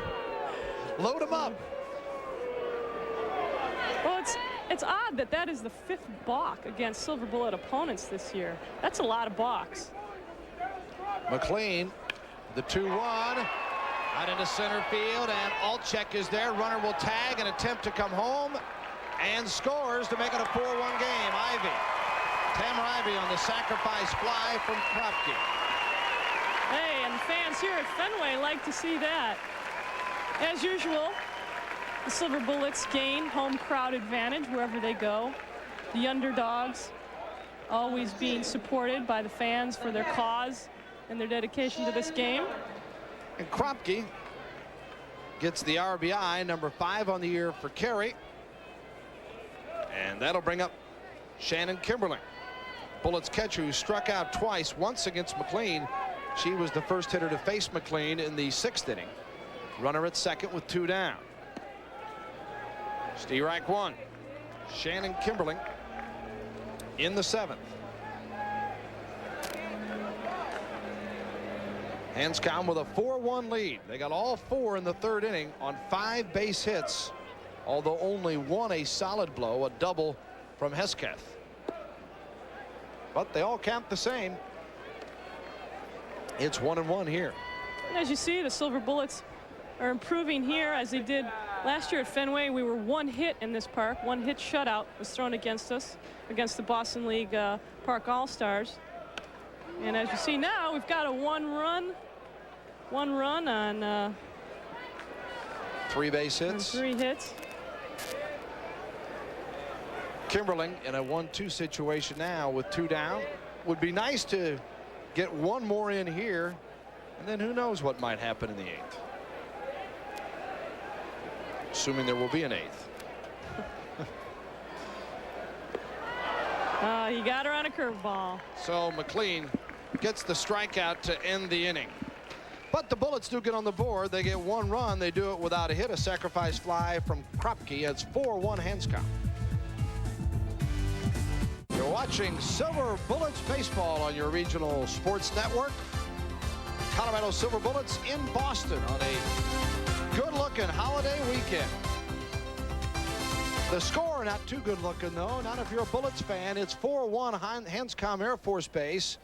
Leading things here over the Silver Bullets. I'm Bill Land along with Bridget Venturi. As coming up here in the bottom of the 7th inning will be a pinch hitter for Steve Lavoie. Well, Coombs is keeping them in this game at this point. She has thrown 89 total pitches, 61 of which are strikes. That's a 2/3 to 1/3 ratio, and I think she's got to be happy with that, although you want it up just a little bit more. You'd like to see an 80-20 split. She's got it about 60, 70, 30. Tim Dunnigan is the pinch hitter. He too is known for golf fame, Air Force tournament golfer, and represents Hanscom Air Force Base at many tournaments around the country. Did play high school baseball though in Lockport, New York. Hey, and there's Mo Vaughn out in deep center field signing some autographs, and John Valentin along with him. The Red Sox Stars. They're trying to get their fans as excited as the Silver Bullet fans are. It was a great crowd last night. Dunnigan goes down on strikes. That's a beautiful pitch by Coombs right there. She gets a little of her off-speed junk over the plate. That's what she needs to do. 5th strikeout for Missy Coombs today. Missy got a double play to end the 6th. Got him in order in the 5th inning. So settled down nicely and really been pitched that poorly in the 4th, even though they got all their runs there. Nice hopper, and Sonny makes the plate Ivy, and there's 2 down. That's a big out right there. Mike Alchak has been a thorn in the Silver Bullet side today with his speed and his bat. And that was a big out to go with 2 outs in the 7th for Coombs and the Silver Bullets. Oh, we're really packing them in now. They're really trickling in for the Red Sox game. Should be almost a full house by the time this game ends. J.D. Hesketh is the pinch hitter here for Pesci, and grounds out, and another fine defensive work as Hesketh grounds to Sonny, and a 1-2-3 inning for Missy Coombs and the Bullets. It's 4-1 after 7. We'll play more. Coombs sitting in the dugout after her 3rd 1-2-3 inning. Got that arm wrapped up, but never too warm for Missy. No, it isn't. She likes this weather, and you can see it's still not warm enough for her. She's got to put a few extra layers on there. Oh, and a few fans out there in center field. There's literally somebody fishing for an autograph. Nice innovative way to get the signature of your big league stars. That's Kid's great. got it together, and look at all the string he's still got on there. The heck with a kite. He's flying for autographs. A future engineer right there.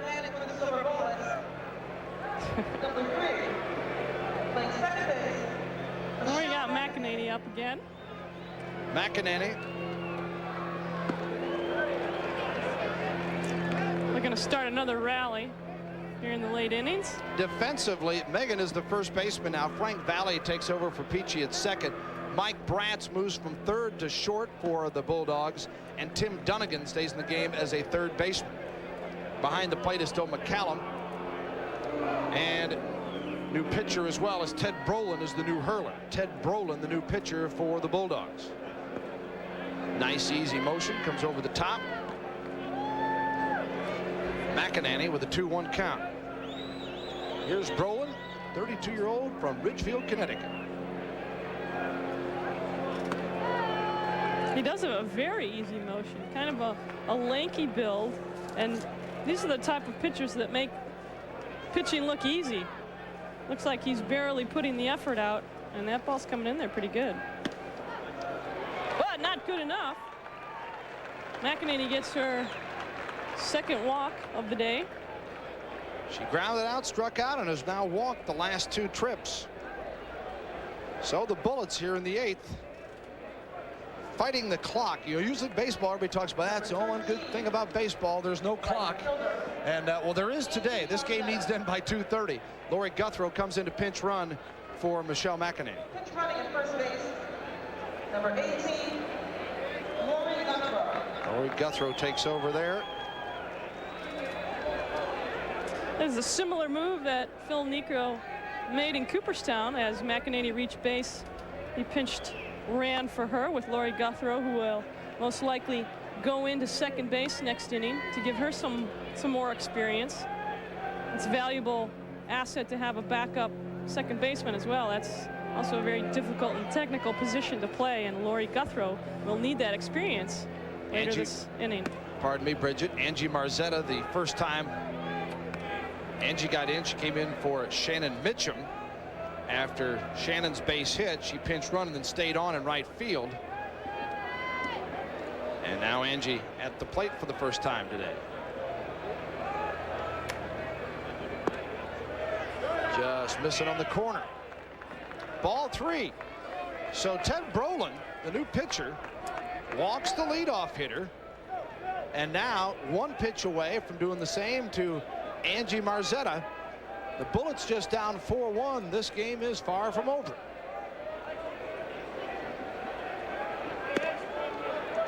And with the time on the scoreboard here saying 2:03, still plenty of time left.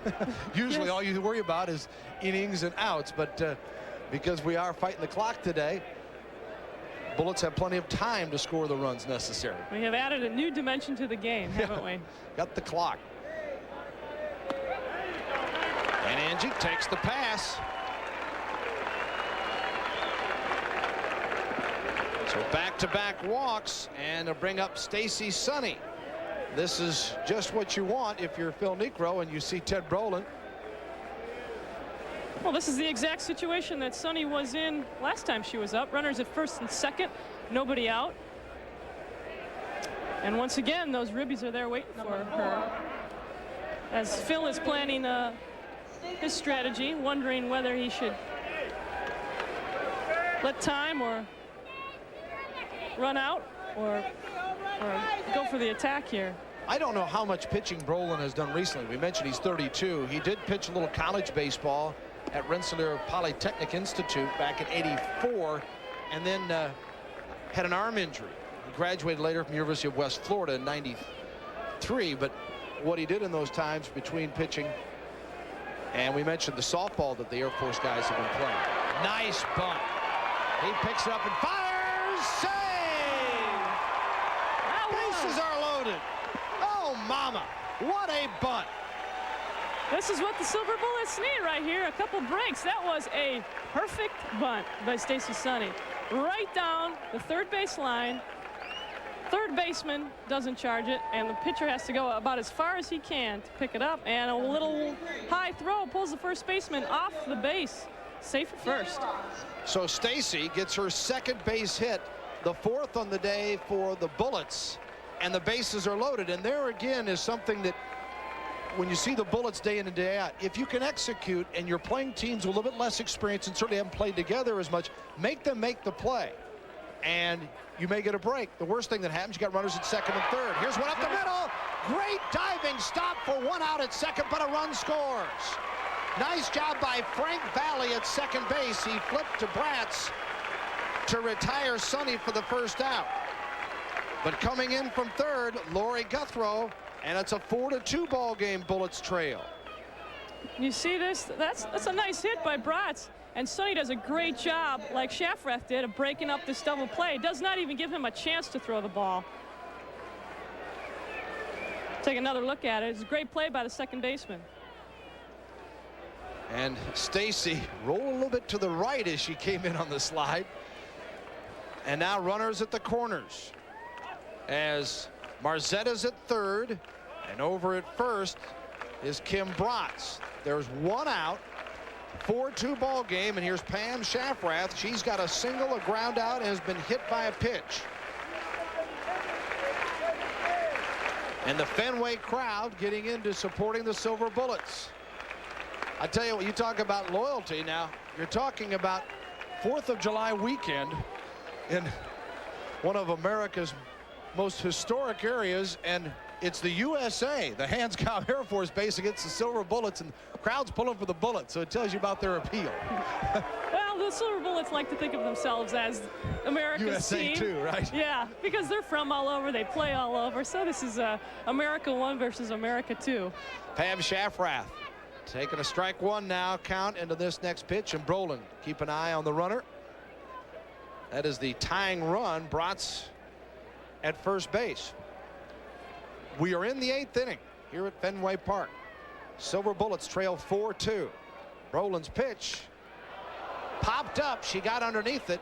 Shortstop looking for it and had time. Almost dropped it.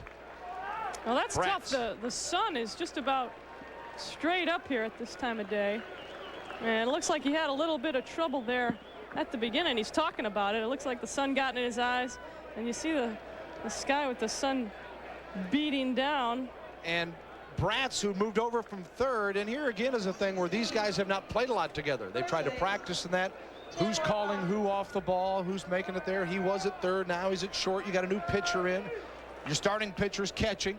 So anyway, 2 down as Bratz makes the play. Tamara Ivy comes up. 2 out in the 8th. Well, this is a tough strategic situation for Phil Niekro because he doesn't know exactly what position he's in. Does he need that run at third, or does he need that tying run at first? Are we going to play another inning? Do I let this run come in so we keep playing another inning? As is customary, the Bullets do have to roll with the punches a lot in their travels and life on the road, and here's yet another example of having to adjust to the situation. Bullets 4-14 and playing 48 games, 49 this year. It all ends in Honolulu in September. They get all over. Hard shot, but right at the shortstop, Bratz.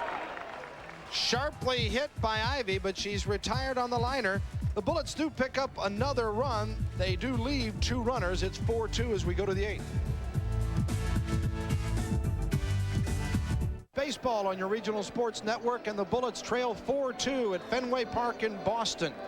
Hanscom Air Force Base, the Bulldogs, as they go by today with a 4-2 lead, and Jose Canseco creating a bit of a stir as he came across behind home plate here and came up to the home plate area as if he was going to step in against Missy Coombs. And wait a minute, the Bullets see some ringers from time to time from these teams they play, but don't need any Jose Canseco. It was quite a shot he hit here last night, wasn't it? Oh, it was that was very exciting. He got a little chin music, had some words with the pitcher and the catcher, and then at that same at bat, like you mentioned, he knocked that one into the net over the Green Monster. So the Bullets realizing, all right, we need a quick 1-2-3 with a 2:30 time limit Eastern time, and we need a quick 1-2-3 inning, and then need to come up and rally quickly to have a shot at winning, and then leave the home team without a final at bat. Wouldn't that be kind of nice? Here's a hop fly on the first pitch. Sonny calls Missy Coombs off of it, 1 down as Megan is retired. There's Sonny having no problem with the sun. She seemed to be at a better angle than anyone else in the field. Called Missy Coombs out. That is her territory right there, even if it is on the mound.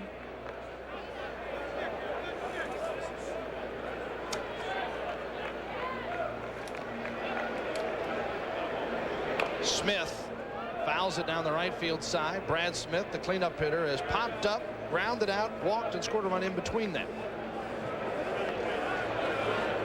If you just joined us, the Bulldogs from Hanscom got all of their runs in the 3rd inning on 5 base hits. There have been no errors in today's ball game. Been a cleanly played game. Bullets 2 runs on 4 hits. They've got solo tallies in the 7th and 8th innings. From the bottom of 8, Missy Coombs has gone the distance for the Silver Bullets. Out up in the upper deck.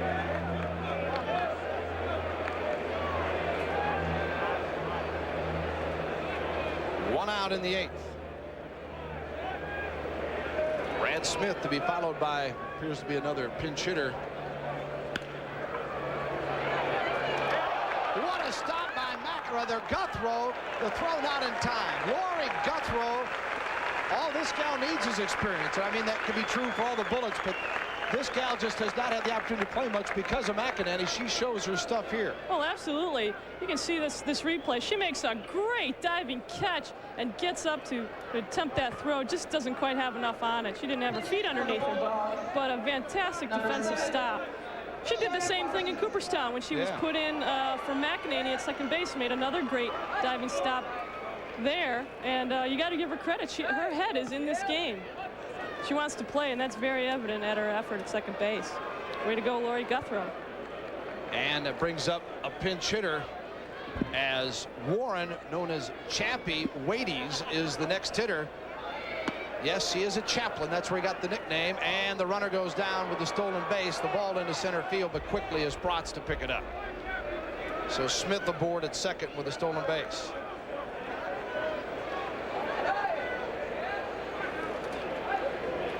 Chappie Wades, 40 years old.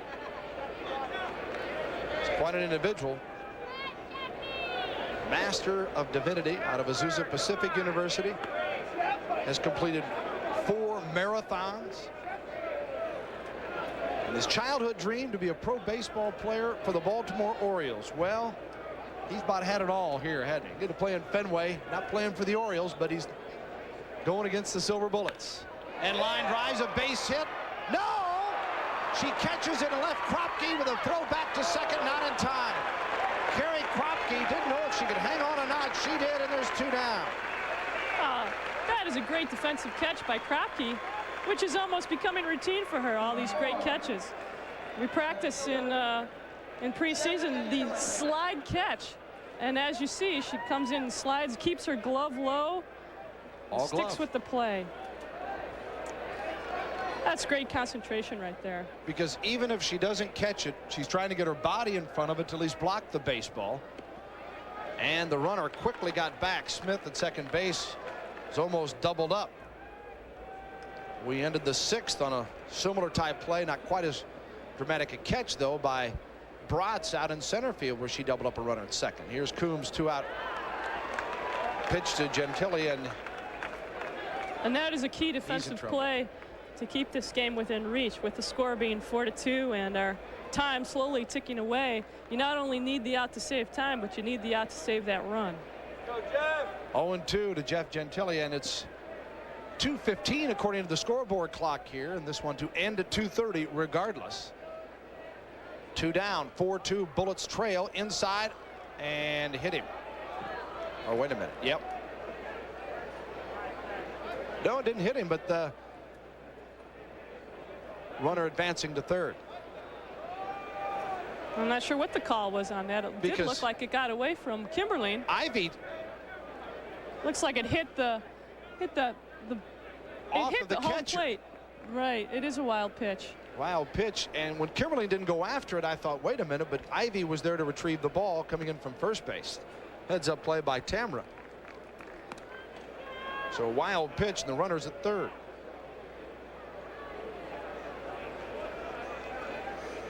Missy Coombs has scattered 9 hits. Struck out 5 today. She stood up a little bit on that pitch. You can see she didn't quite follow through with her backside, and that's why her fastball got up and out on her. She needs to drive down with her legs. And there's the strikeout to end the inning. Strikeout number 6 as the Bullets trail 4-2, fighting the clock as well, coming back for the 9th.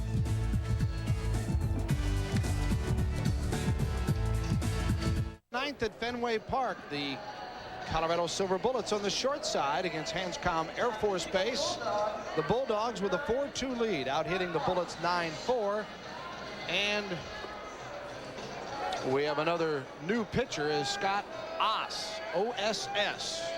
Scott Oss is the new pitcher for the Bulldogs of Hanscom. Well, unfortunately, the Silver Bullets haven't gotten a chance to get used to many pitchers since McCallum. As manager Bobby Jacques said, they are going to throw everybody today to give them a chance to play at Fenway Park. And here we see Scott Oss getting his chance. So Scott Oss will face Tony Heisler here in the ninth. Heisler, Kropke, and Kimberling due up. 7, 8, and 9 hitters for the Bullets. And Heisler giving Oss a little help on his first offering. Yeah, it looks like she chased a fastball outside. Tony has popped up, walked twice. There's a ball, 1-1 with a 2-1. Here in the ninth.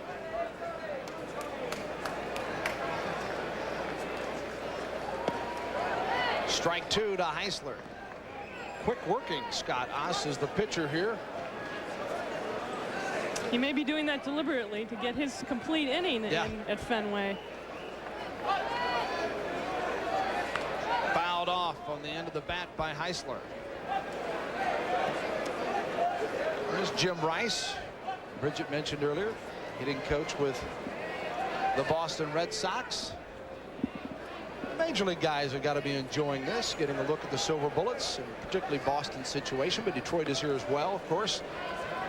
Boston, we mentioned spring training in Fort Myers, where the Bullets were, and had a chance to see a lot of them then, but the Tigers, I'm sure, for many of them, it's their first look.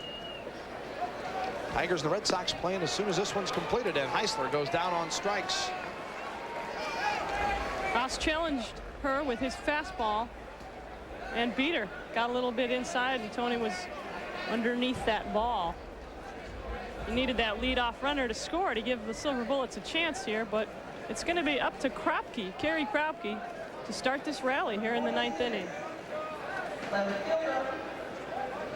Kropke here in the ninth.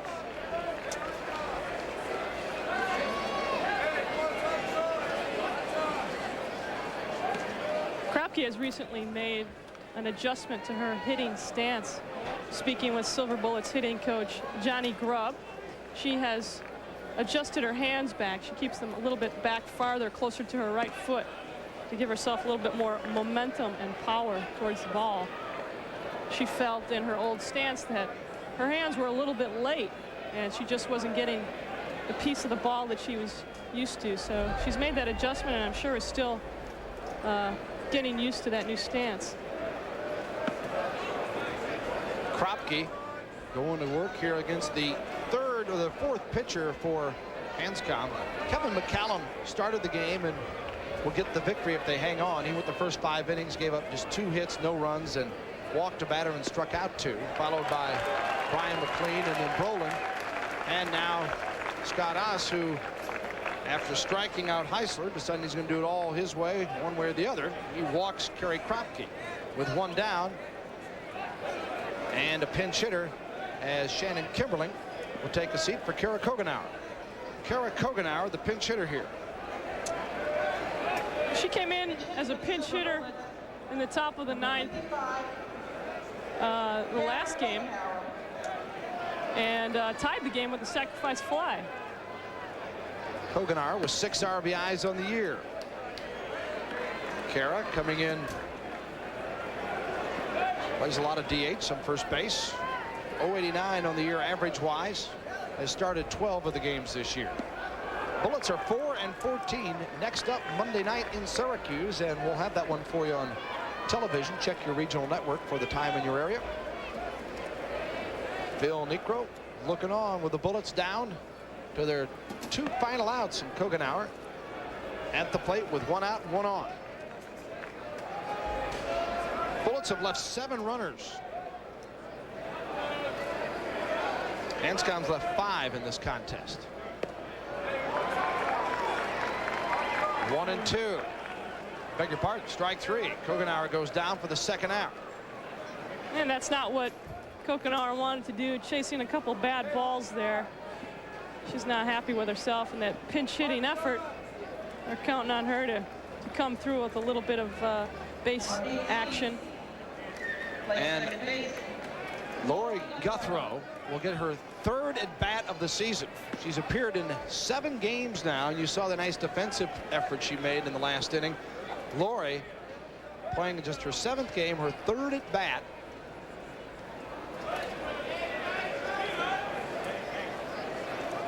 Actually, she's batted twice, also officially 2 at-bats, also reached the walk, her 4th appearance at the plate. With 2 down in the 9th, 4-2 Hanscom. And this is something else Lori Guthrie needs, just experience at the plate. She needs to see those sliders and curveballs and changeups to simply gain experience, and that's what she's getting. And Oss jumps ahead here, 1-2. 2 down, 1 out, or the 2 out. 1 on, 2 outs, and the hitter is Guthrie. Needs something here against Scott Oss, and he stops off.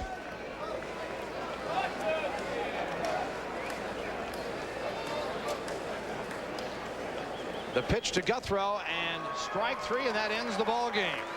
So Scott Oss comes on to strike out the side in his only inning here at Fenway Park, and the Bullets lose it by the score of 4-2. We'll be back to wrap it up.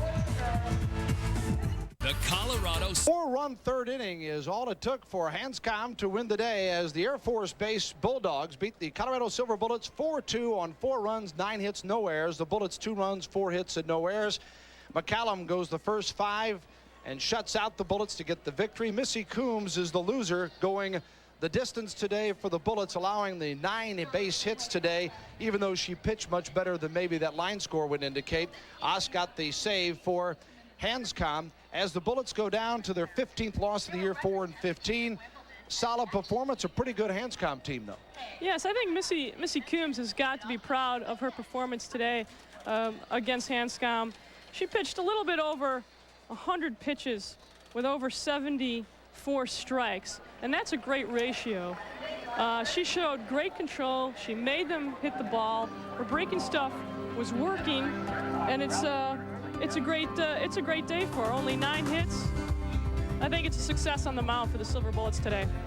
And a chance now for the Bullets to visit a little bit with some of the Major League Baseball players here. Hope you enjoyed the telecast today here from Boston.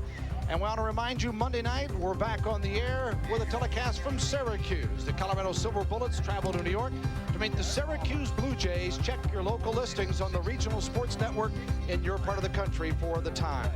Again, our final score today, Hanscom Air Force Base 4, the Colorado Silver Bullets 2, as the Bullets fall to 4-15 at Fenway Park. Thanks for being with us again. For Bridget Venturi, this is Bill Land saying so long from Fenway Park, where once again our final score, Hanscom Air Force Base 4, the Colorado Silver Bullets 2.